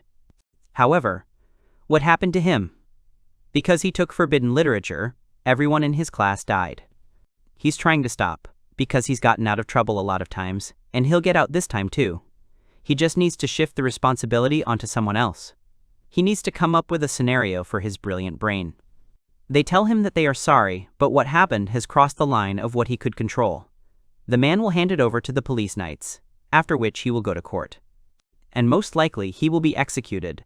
After this, his glasses will fall off, he will realize in shock that he will be executed. Suddenly he starts screaming loudly and tears his throat with his own fingers. Everyone watches him in horror. That same day, the guy told Isabella that she was terrible as always, because he said that they needed 12-year-olds on average. A girl with dark hair asks him if he is saying this, being the owner of an orphanage. She decided to kidnap only the beautiful girls from the city. She must commit atrocities every night. Any commoner can see this by looking at their wounds and bruises. The girl laughs and says that she needs to go to the Magic Academy tomorrow, and she is honestly too lazy to go there. She asks why she needs to go there. They tell her that she knows that the heavenly great sage Cedric studied the law of rebirth. He just drank their poison. It was clearly not normal, and besides the poison, they had several murder plans prepared for him. The girl reports that he studied reincarnation. Is this what she means to say? He studied the moments of death. And if only there was insurance against it, then people would be more relaxed towards those around them. But the law of reincarnation is not like a simple reincarnation into a child. He died only yesterday. There is no point in doing anything yet. Better make sure they check all young mages with high magical power to avoid the worst. If he regains his power, they won't be able to get away with it so easily. They need to kill him before he fully recovers from his rebirth. The girl drinks and says that this time it's only the 8th step. She thinks that he's too worried. She herself would not forgive him if such a boy were alive. She asks if that's all, because she finally wants to have some fun. The girls look at her with fear. He gets up and leaves, laughing.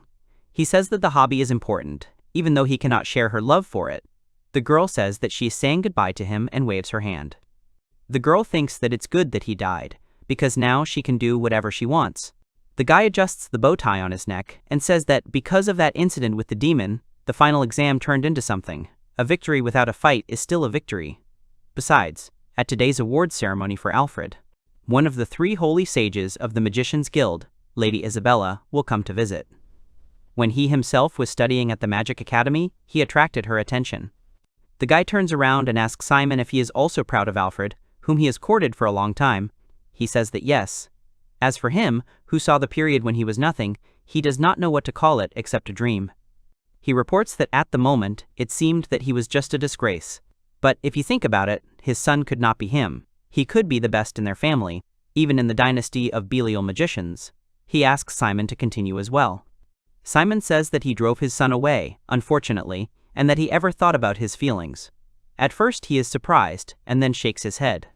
He informs him that it is improper for a commoner to express his opinion to a great aristocrat, but today he is in a good mood, so he will pretend that he did not hear. Let him thank him. Simon simply agrees with this. Then the man asks about Alfred's feelings. It seems that commoners cannot understand aristocrats. He speaks of bringing him back after he has become the same commoner, that is, bringing him back from earth to heaven.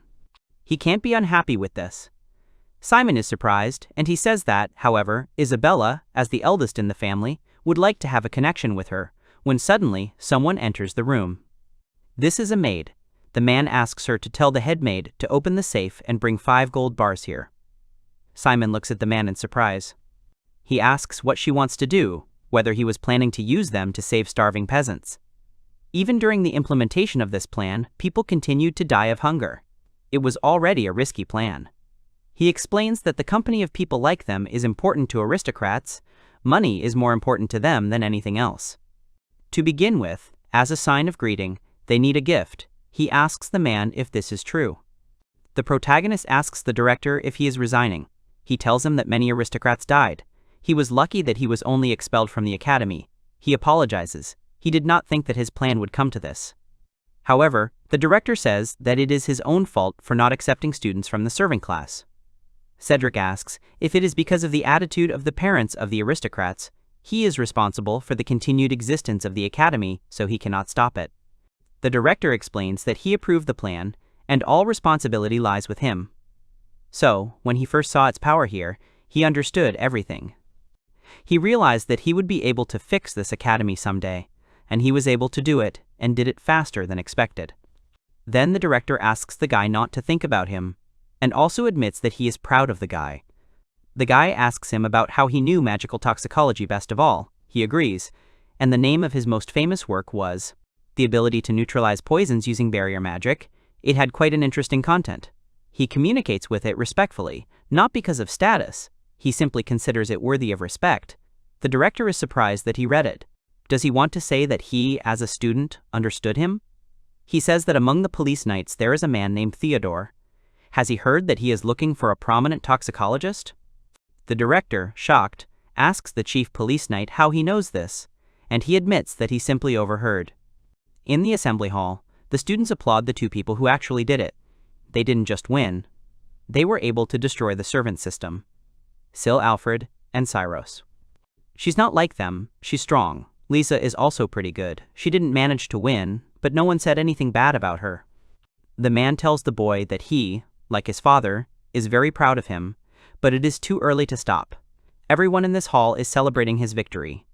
The glory of the Belial family should be known to everyone. Everyone should know how outstanding their family is. Then he asks his son why he suddenly became silent when his parent praises him. After all, he should thank him and bow. Then the main character turns to Simon and asks him who it is that is talking to him. He remembers someone like him. His father told Alfred that he was disowning him, that he was no longer his son, that he would now treat him as if he didn't exist, and that he, the Great One, should treat him as if he didn't exist either. That was an order. The man suddenly angrily realizes that he was simply ignored. The main character is surprised. He notices Isabella sitting on the throne and thinks that he never thought that he would meet her now. The main character and the girl next to him are told that they are being presented with certificates of honor, and then they hold them in their hands in front of them. And now, congratulations to Alfred's team from a member of the Mages Guild, one of the 3 holy sages, Lady Isabella. The girl gets up from the throne, approaches the guy, and realizes that he is the same Alfred with the genes of rebirth. Then the girl looks closely at the main character and says that she is surprised. She admits that she considers him a simple brat, which leaves the man standing aside in shock. The protagonist thinks that she has remained like this, even though she was taught to always carefully evaluate the opponent's abilities, even if he is significantly inferior in strength. The guy understands that she does not notice his hidden abilities of magical energy. She tells him that he is some kind of a warrior. She is upset. She thought that he would be worthy of her attention, but it turned out to be quite the opposite. She then turns around and admits that she likes his face, and asks him if he wants to come to her party. The girl thinks that his father is from the Belial family, so he must be around somewhere. The man shouts out that he's here and if she can borrow him for the night. Isabella says she's honored to be on stage as a student's relative. That's not why she needs them. The man, surprised, agrees with her. This is luck. He heard that Mrs. Isabella's parties are held nearby. If she likes Alfred, then one can hope for a love relationship between them. The Belial family's reputation will greatly increase. The protagonist then thanks the girl for the invitation, but declines it. The father, shocked, reveals that it was, in fact, an invitation from Lady Isabella herself. He realizes his son is ignoring her and, not understanding why, becomes angry. He angrily promises Alfred that he will not forgive him. Isabella asks what he means, and he admits that he has no experience with women and would not want to dissatisfy her. But if she is not against it, then she can participate. She asks if it is true, and he has cheeky eyes for a cute face. She thought that he was experienced. The girl says that in that case, she doesn't need him. Alfred understands that the answer was expected. Her habits remain the same, and because he no longer restrains her, she has spiraled out of control. Isabella turns to the director and informs him that she has done her work and is going home. The director turns to her and informs him that they have prepared a feast for her. However, as she leaves, the girl says that, unfortunately, this is not enough for her. The guy was always looking for an opportunity to contact them, but he never thought that they would come to him themselves. Now he doesn't need to save the boy's soul, and there is no one left to save at the academy. He announces that it is time to move. The guy next to him asks Alfred if he wants to fight the three knights. However, the main character reports that, no, his powers are now only a tenth of what he had, so it's still too early. The guy is shocked when he remembers what the main character did and wonders if it was a tenth of his strength. He asks if this means that he will not be able to defeat the three wise men, and he says that if it is Isabella, then he can defeat her. However, it won't be easy, and fighting against the other two will be difficult, so he needs to get his strength back to what it was before. He turns to Cyrus Oz and tells him that they are going north, asking him to give the three of them, including Lisa, notices of academic leave. He agrees, and asks if he is sure that it is worth dragging Lisa into this. Alfred informs that the fox's survival technique requires maintenance time due to the after effects. If he is not with her for more than 2 weeks, it could be life-threatening for her. The guy thinks about the side effects. If she overcame the 50% chance of death, even though there was nothing to be done about it, he still feels responsible for it. Then these are all too serious consequences for the sake of power. The girl eats and asks them what is going on. They seem a bit gloomy. What are they talking about? She suggests they go to the buffet, because it is delicious there. The guy thinks that she probably doesn't know anything. The main character says that just after the meal, they thank her for it. The girl, in shock, asks what Alfred did to make the chance of death from that potion 0. It's unlikely that even Alfred could have done something like that. The guy asks her to listen to him until the end and tells her that she is now alive thanks to one thing. He tells her that Mr. Alfred is actually a great sage, and that Mr. Cedric is inside him. The girl is shocked by this news. The girl is shocked and loudly asks about it again. The guy with a smile says that the reaction was expected.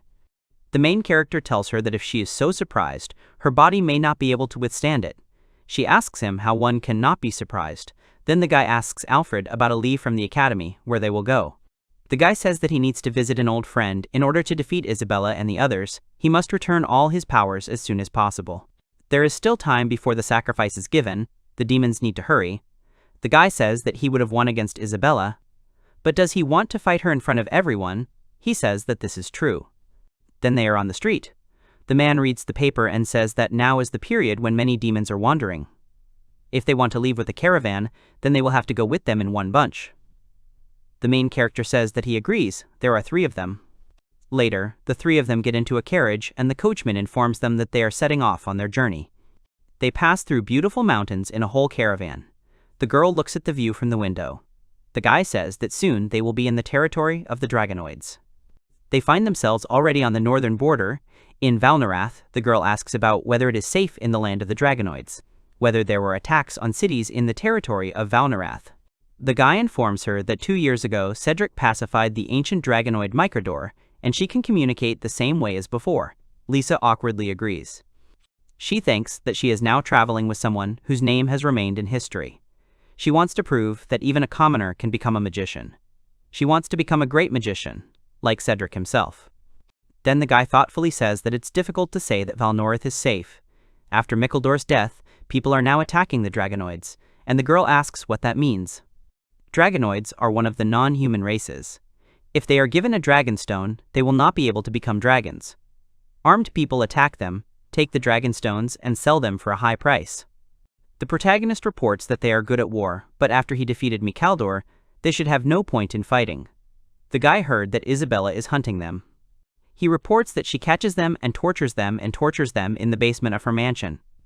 The girl says that this is cruel. She uses the power intended for demons for her own pleasures. The protagonist angrily thinks that this is unforgivable. Suddenly, the horse breaks and the girl almost falls.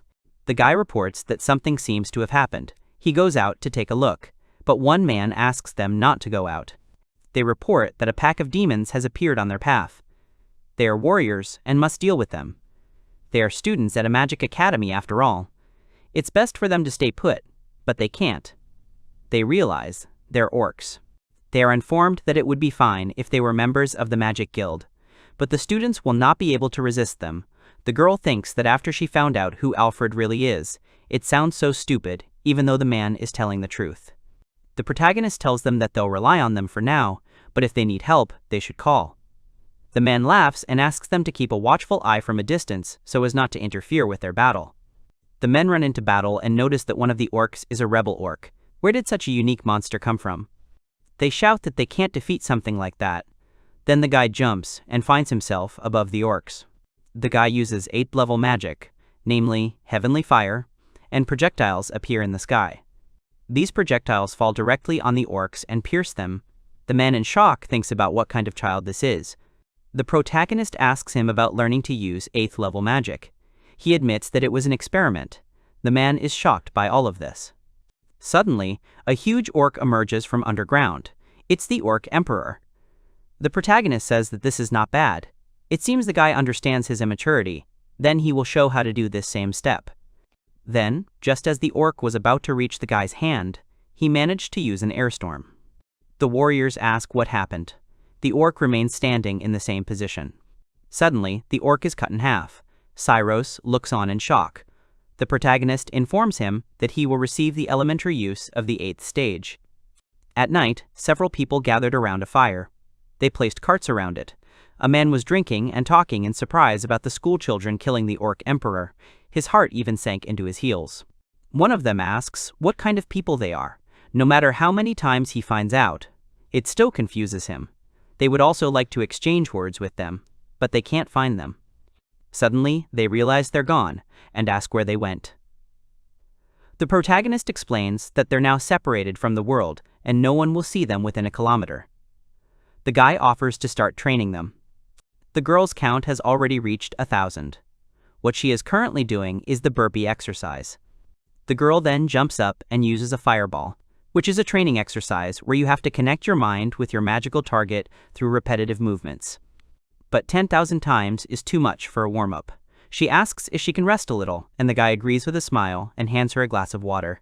The girl thanks him. She tells him that she got exhausted so quickly she still has a long time to train.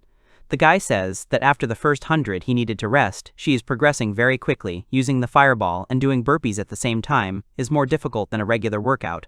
For him, 10,000 times is too much. Then she asks where Alfred is. He made another barrier inside the barrier and trains burpees with meteorological rain 10,000 times. The girl is shocked by this.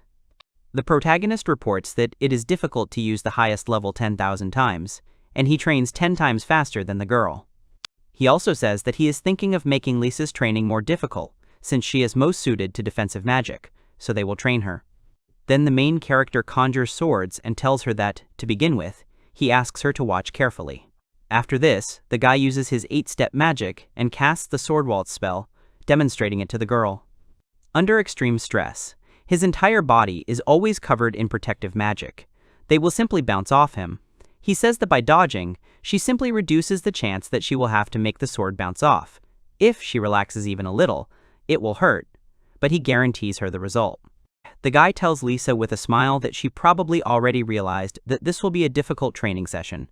Lisa asks the guy if this is too much, and he says no. After all, he trained like this at only 9 years old. The guy tells him that, be that as it may, he also thinks that this is too much for Lisa, who has never trained so hard. The main character asks about the fact that her confidence is strong. She is sure that she can do it, and he just has to explain everything to her. The girl confidently says that she can do anything. If she becomes stronger, she will try. Alfred praises her. It's very elegant. The guy tells her that they'll start training later, where she could seriously injure herself. He says that's true, but first they'll show her how he trained when he was 6. Tomorrow, they will arrive at the Dragonoid territory. Once they get there, they won't be able to train at any time, so they need to finish everything today. Isabella calls someone impudent. She said that she was not interested in him, so why did he come? He has a gift for her. The protagonist's father asks to accept the gold bars, and she asks that he works not only with words, but that his family is called the Belials. He hopes that she will remember him. The girl asks him if he is the one who rules the northern territory of Valnorat, when he gives a positive answer. She laughs and says that this is excellent. She asks to make a place for dragon hunting there. He understands that she wants to make the dragons servants, but they have tried to avoid that.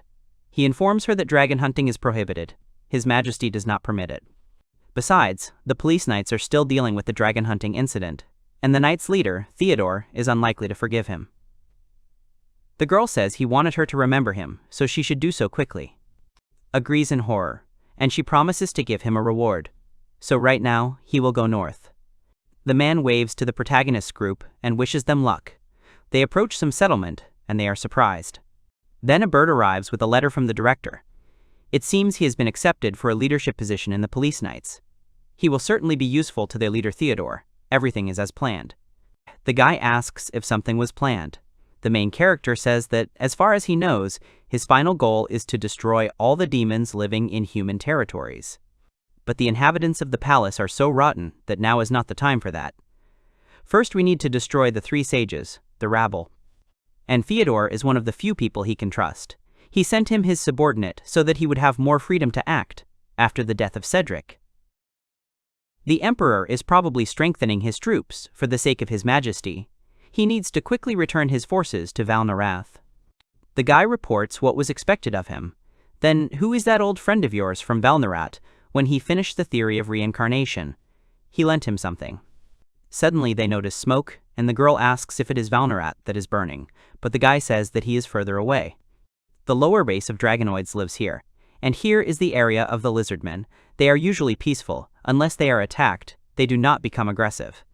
Suddenly, they notice that one of the people is killing the lizardman, causing him to scream in horror. From here they can't really see, but it's obvious that people are up to something. The main character suddenly notices something. This is the protagonist's father shouting that his warriors are very powerful. He stands and laughs, spreading his arms to the sides. Then he thinks about why he is laughing, why he is in the midst of military action. It was possible to get to Valnarath past the eyes of the lizardmen, but why did they go straight ahead? Especially since, while they are fighting here, she is having fun. Then he screams and hits the sword on the ground, and it breaks. The man turns to him and tells him that there is still a chance to stop, that he can retreat. He doesn't understand what he is talking about. This time, the warriors aren't acting out of duty. They're killing not just non-human aliens, but lizardmen. It's a crime. He knows no one is saying it was the Belial family that did it. The plan was for it to be an attack by armed bandits. It's okay if they get caught. It's just His Majesty making a fuss. We can hush it up as usual. He angrily asks him if he wants to say anything else. Permission to go with him is, on the one hand, a punishment for him for raising Alfred like this. Why has he, a former swordsman, never killed anyone? Is this sword an adornment to him? He gave him a chance to show his loyalty. The man reveals that he was subordinate to him as Alfred's servant, but he can't take it anymore and resigns from his position as a servant of the Belial family. The man rides his horse and thinks that he is very sorry that he was never able to help Alfred to the end. Then he realizes that he doesn't need his help anymore. Suddenly, his horse slows down, and he is confused. He asks the knights what they need. The master ordered them to kill him, since he was of no use. Not only did he fail in raising Alfred, but they also refused to work for the Belials. He made the master upset. He asks if this is why they decided to kill him. He asks Algren Belial, asks if he's really that much of a rabble. He orders them to attack. He'll show them the power of the demon, Bridge of Offen. He was once an elite soldier, but over the years his sword skills have weakened. Perhaps it would be worth demonstrating his magic to them. After he prepares for battle, he tells Alfred that if he could have one wish, it would be to meet him just once before he dies. Suddenly, the main character flies out of the sky and asks the man if he called him. However, he warns that these warriors are under the command of Belial. He asks not to speak for everyone. They are attacking the lizardmen. The protagonist asks Simon if he needed his help, and he has become stronger since their last meeting. Behind the guy lie knights without strength. Simon is surprised to realize that it was an instant kill. He admits that it is all thanks to him. Thanks to him he became so strong. The man wipes away his tears and says that he really has become so strong. The guy admits that it is thanks to his support. Then the main character says that he will go. They both left the Belial family and their paths diverged, but he will not forget that he raised him. Simon looks at Alfred with a smile. The man asks him where he is heading, since he can also go with him, but the guy says that it is not worth it, since only bloody battles await him ahead. The knights report that he ran somewhere there. No one can be left alive. Mr. Algren reported that he promises to double the reward for the one who kills the most. One of the knights says that he will be the one. He killed 7, but the second knight thinks that he will overtake everyone. A man enters an alley, amazed by the noise. He sees a lizardman there with his child, who asks him to let her live. The man's name is Marcus Ernville. He destroys 2 creatures in front of him. He spent his entire childhood mastering the sword. He wandered through different dojos, the Swordsman of Light. This name became his time, and they began to call him after defeating more than 100 people. And after just one defeat, he lost all his glory and became a mercenary, a knight at his beck and call. They tell him they've found the rest, and he says he'll be right there.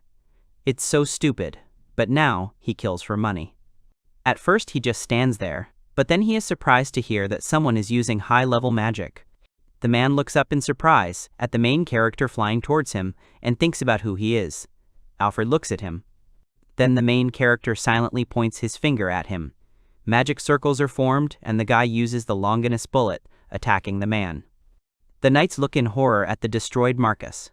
They ask who this guy is, how the aristocrat dared to kill him. The knights understand that he is beyond their control. One of the knights says that he is just a child and he is no match for the Belial knights. He decides to attack the main character, but he easily dodges the sword strike. He jumps and asks if the Belial knights know him. Then he attacks the knight with his foot. The knight flies back from the blow and breaks through several walls with his body, after which he crashes. The second knight is amazed at how far his partner has flown, and the protagonist tells them that this means they are just a gray mass. The remaining knight shouts to everyone else to come here, after which a crowd of them gathered, and one of them reports that whoever this guy is, he will not be able to cope with such a number.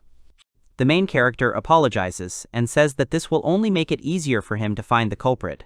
He begins to move quickly and attack them. They are amazed at how fast he is. One of the knights appears behind them and is about to attack him. However, he still dodges, and the knight does not understand how he noticed his attack. Then the main character attacks him and decides to ask if he thought that he could not see from behind. About 30 seconds after the battle began, thanks to the ability to perceive space in different dimensions and his physical abilities, all the warriors experience death. The dying knight thinks that this guy is a real god of war. In the main tent of the Belialov camp, the protagonist's father holds a glass of wine in his hands and examines it. Suddenly, one of the knights bursts in and tells the man that they need to report to him. The man asks if they got rid of that stupid servant, or if they destroyed the lizard men. The knight admits that no, because the army sent to the settlement was completely defeated. The man is shocked by this news. Several knights see a boy and a girl running towards them, and wonder what kind of little ones they are and where they came from. The girl extends her hand and uses 5th level magic, lifting the knight into the air like a storm. The girl suddenly rejoices at the fact that she has become stronger, but her partner uses the 7th stage and attacks the enemies with an extreme storm, which leaves the girl in a stupor. He smiles and says what he saw. She was able to learn 5th level magic, and it's really cool. The girl awkwardly thanks him. She thinks that he just saw magic that was much cooler than hers. She thinks that if we talk about cool, then Alfred himself can be called that. The protagonist reports that they have now dealt with everyone remaining here, so now the leader of all these troops appears, his father. The man walks up to them and angrily asks who the fool was, who decided to attack them, and it turns out to be his son Alfred. The boy tells him that unexpected things happen in life. He calls him Lord Belial, and he realizes that he has stopped calling him father. The guy didn't even think that such a great aristocrat would be involved in the robbery case. The man angrily says that it's enough joking. Does he think that he, his biological father, is to blame? The protagonist admits that he believes he should be. It seems he himself understands how terribly he is acting. The man, in a rage, reports that he not only defeated all the mercenaries, but also his personal guard. He challenged the Belial family. The guy reports that they only destroyed the bandits who attacked the lizard men. They only defeated the villains. The man then angrily punches the wall and demands that he stop messing with him. Alfred asks if confessing to the Belial's crimes means he'll return to the capital to face his majesty's decision. The man calls him a poor child, and Alfred is perplexed by this. The man did not think that he would raise him like this. He needs to be locked in a mansion and his terrible disease cured. The man also says that this is an order. If he returns to the mansion, the man will stop. The result will depend on re-education. In the worst case, it will be necessary to use brainwashing magic, subjugation magic, and other forbidden ones. In this case, there is a high probability that he will become disabled, but for this he needs to be re-educated. The girl thinks that this is very cruel. Are parents capable of such a thing? The main character thinks. He asks the man if he is a fool. After some time of silence, the father angrily asks him if he called his father that. He thinks that aristocrats should obey the head of the family. Does he really think that a son should obey the head of the parents? He says that if he does not understand this, then he will explain it to him. In other words, power is the ability to convey one's will, and now in this field they have the most power, not he. The protagonist asks him to speak only after he understands his position. The protagonist uses 4th level magic and increases gravity on the man. He chains himself to the ground and asks the guy if he wants to defeat him with such magic, what kind of power it is, whether it is the 4th level. The guy says that if there is something to say, then he listens. The man angrily shouts at Alfred that he will kill him, and the guy says that this is good. If he does not value his life, then let him attack him. Suddenly, Simon appears on the roof on a horse and shouts at the guy to wait, which surprises him. Simon says that he doesn't want them to kill each other. He asks him to change his mind. The main character is surprised that Simon still caught up with him. The protagonist thinks that this is the only request from the one who raised him for more than 10 years, and it would be very inelegant to refuse him. Only this time, the guy decides to forgive the man, let him thank Simon. But he will still report this to the police knights. The man is angry. He asks how he dares to talk to his own father like that. The main character reminds him that he himself said that they are no longer father and son. After these words, the main character points his finger at him and attacks him with a magic beam. The beam hits and tears off the man's ear, causing him to suddenly start screaming in pain and fall to his knees. The protagonist tells him that he survived thanks to Simon. Let him understand this first, and never again try to attack his partners. Otherwise next time there will definitely be no mercy. He will shoot him in the heart. The man writhes in pain and thinks that he will not forgive Alfred. Now he is ready to do anything, because Isabella will be ready to erase him. The girl starts laughing and asks the man if he is more like a son to him, and if he was serious about telling him that. She admits that she hasn't laughed like this in a long time, and the man says that it's true that he was bothering them. He suddenly shouts that he is no longer his son, and tells the girl that he thinks she should sort things out with him. The girl says that she has no time for their quarrel, but okay, he will be near Valnorath for some time. The man says that most likely, then great, she will kill him. But then he will quickly gather all his warriors from the territory of the Belial family. He asks in shock whether it was all for the sake of one child. She says that of course not. She learned something from one dragon, something interesting. A long time ago they had a boss. He was a problem for them. He probably knows him himself. His name was the commander of the magic guild, Cedric. The ancient dragon Mikaldra, Cedric, says that he was hiding something in his abandoned castle. For the search, it would be better to have more people. Let him gather all his troops now. The man says that this has nothing to do with the goals of the Belial family. The girl asks if he wanted to return his son. Is that why he came? The man thinks that he tried to take advantage of her, but it was as if she was using him. The girl thinks that if the rumors are true, then Cedric is using Mikaldra's corpse to store something in it. Usually the three of them discuss plans, but if she does everything herself, then she will have a chance to become better than them. The girl thinks that the demons can only accept her, so he can take the post of commander of the magic guild. The girl asks the main character where they are. They are a little far from Valnorath. The guy understands that this is the castle of the king of the dark dragons, Mikaldor. However, now it is just a ruined castle. The girl asks him why they came here and not to Valnorath. The guy says that if he finds out why right away, he'll be interested to know why she thinks so. He decides to think about it. Mikaldra, after all, is the dragon he defeated. Some artifact remained from Mikaldra, and with its help he plans to regain his former powers. The main character says that the Magic Guild dealt with the artifacts. By the way, he also said that he gave something to his friend for safekeeping. He reports that in the basement of this castle there is an altar of dragon people. They go to it. The guy heard that this is a place for conducting rituals of dragon people, in which the soul of the ancient king of dragon people sleeps. Why is he in the basement of the castle?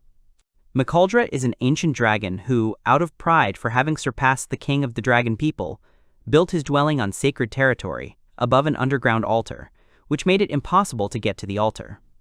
But after his death, this sacred territory became publicly accessible, and rituals are now held there again, and right in front of them is the entrance to the underground. It seems that in order to get into the territory of the ancient king, one must pass trials. That is, only those who have demonstrated their strength can get there. He asks if this is true. The protagonist agrees and says that this is also very convenient for them. The foot of an ordinary person will not set foot here. What he needs to regain his strength is stored here, along with Mikaldra's body.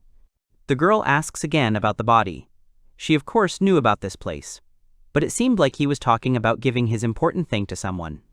Then they notice a staircase going down and think that it is creepy. The main character says that it is time to answer the questions that have arisen before. They find themselves in a large, empty room, standing directly in front of a fiery creature. The creature says that he is a fire spirit, an Ifrit.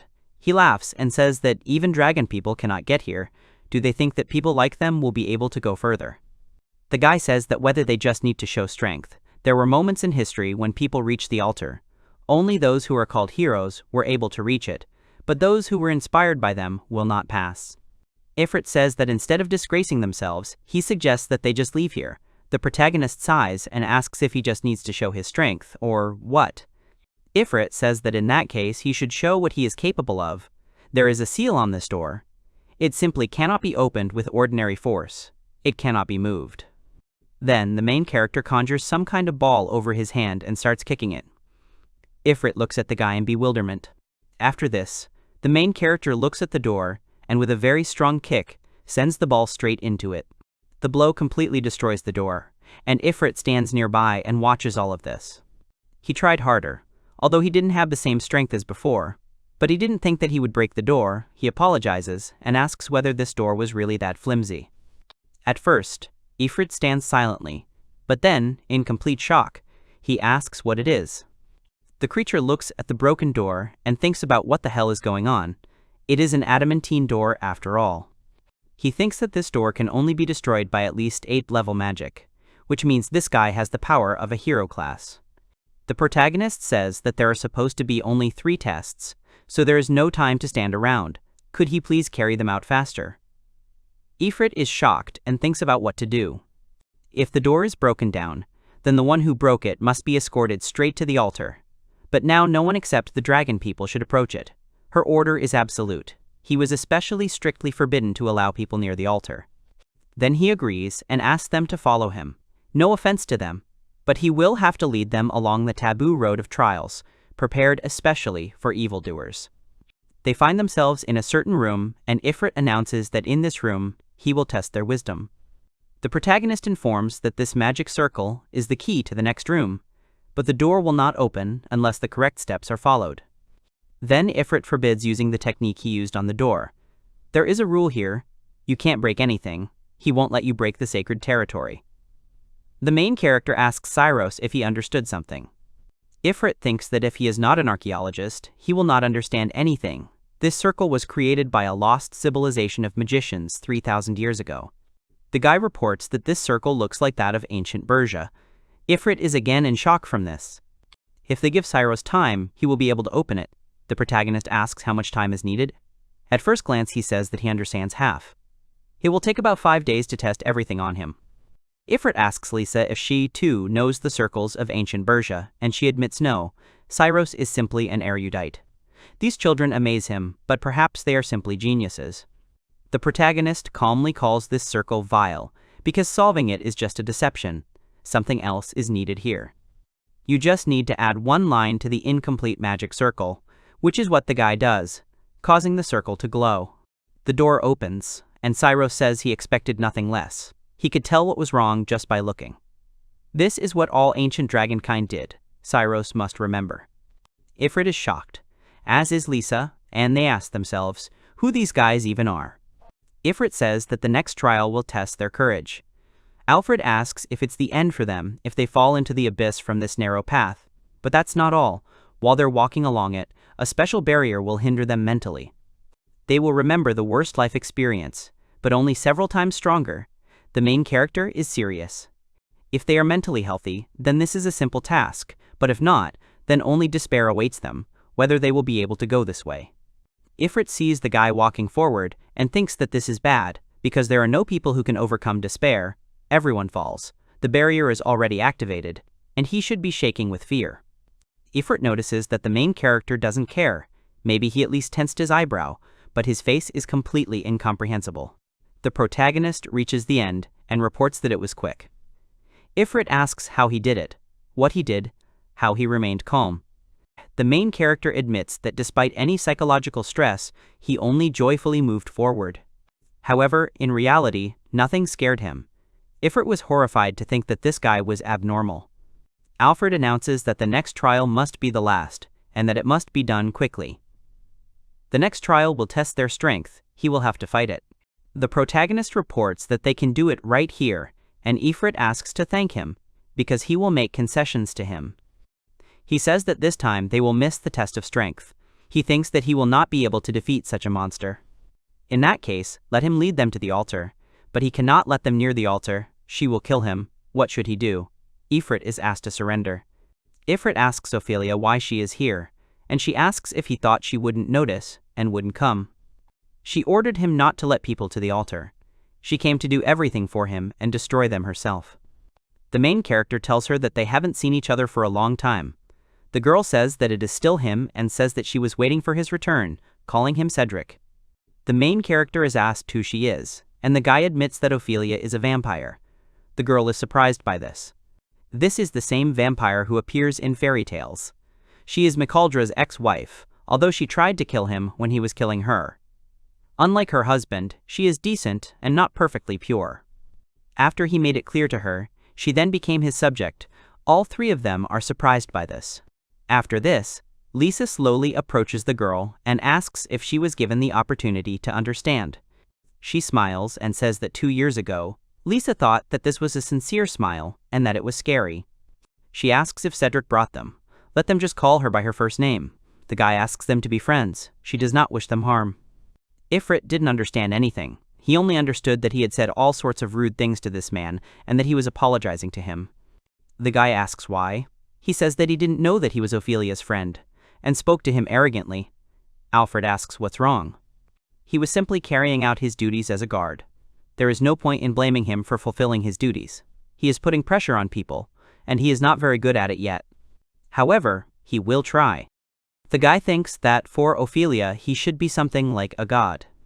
And they both obey Cedric. After traveling with him, he realizes that he is too incredible. The protagonist says that he came here to get what he left behind, and she asks him to follow her. The girl listens to the group's story, and the boy asks what happened to her. She assumed he left it for her. She learned through the Vampire Information Network that Isabella was targeting Valnorath, but that's not all. Information has emerged that all the warriors of the Belial family are going to attack Valnorath. Thanks to Simon, his father saved his life. He is callous. The girl says that they arrived as he told her. Mikaldra's body is kept right here. They enter a room where there is a dragon's head in the center. The girl says that here it is. Lisa asks if it's too much to force her to keep her ex-husband's body. The guy says that she lost to him and became his wife against her will.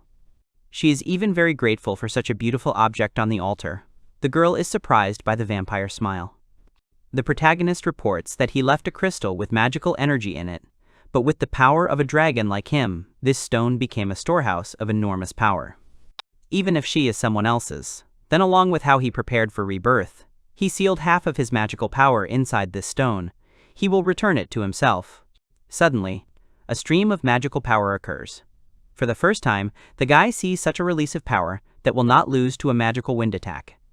The guy understands that everything is as planned, 60% of his original strength. After he got the magical power from the stone, he can still act as a stone that can turn into a dragon. The protagonist also reports that he has come up with a way to convey something necessary to Isabella.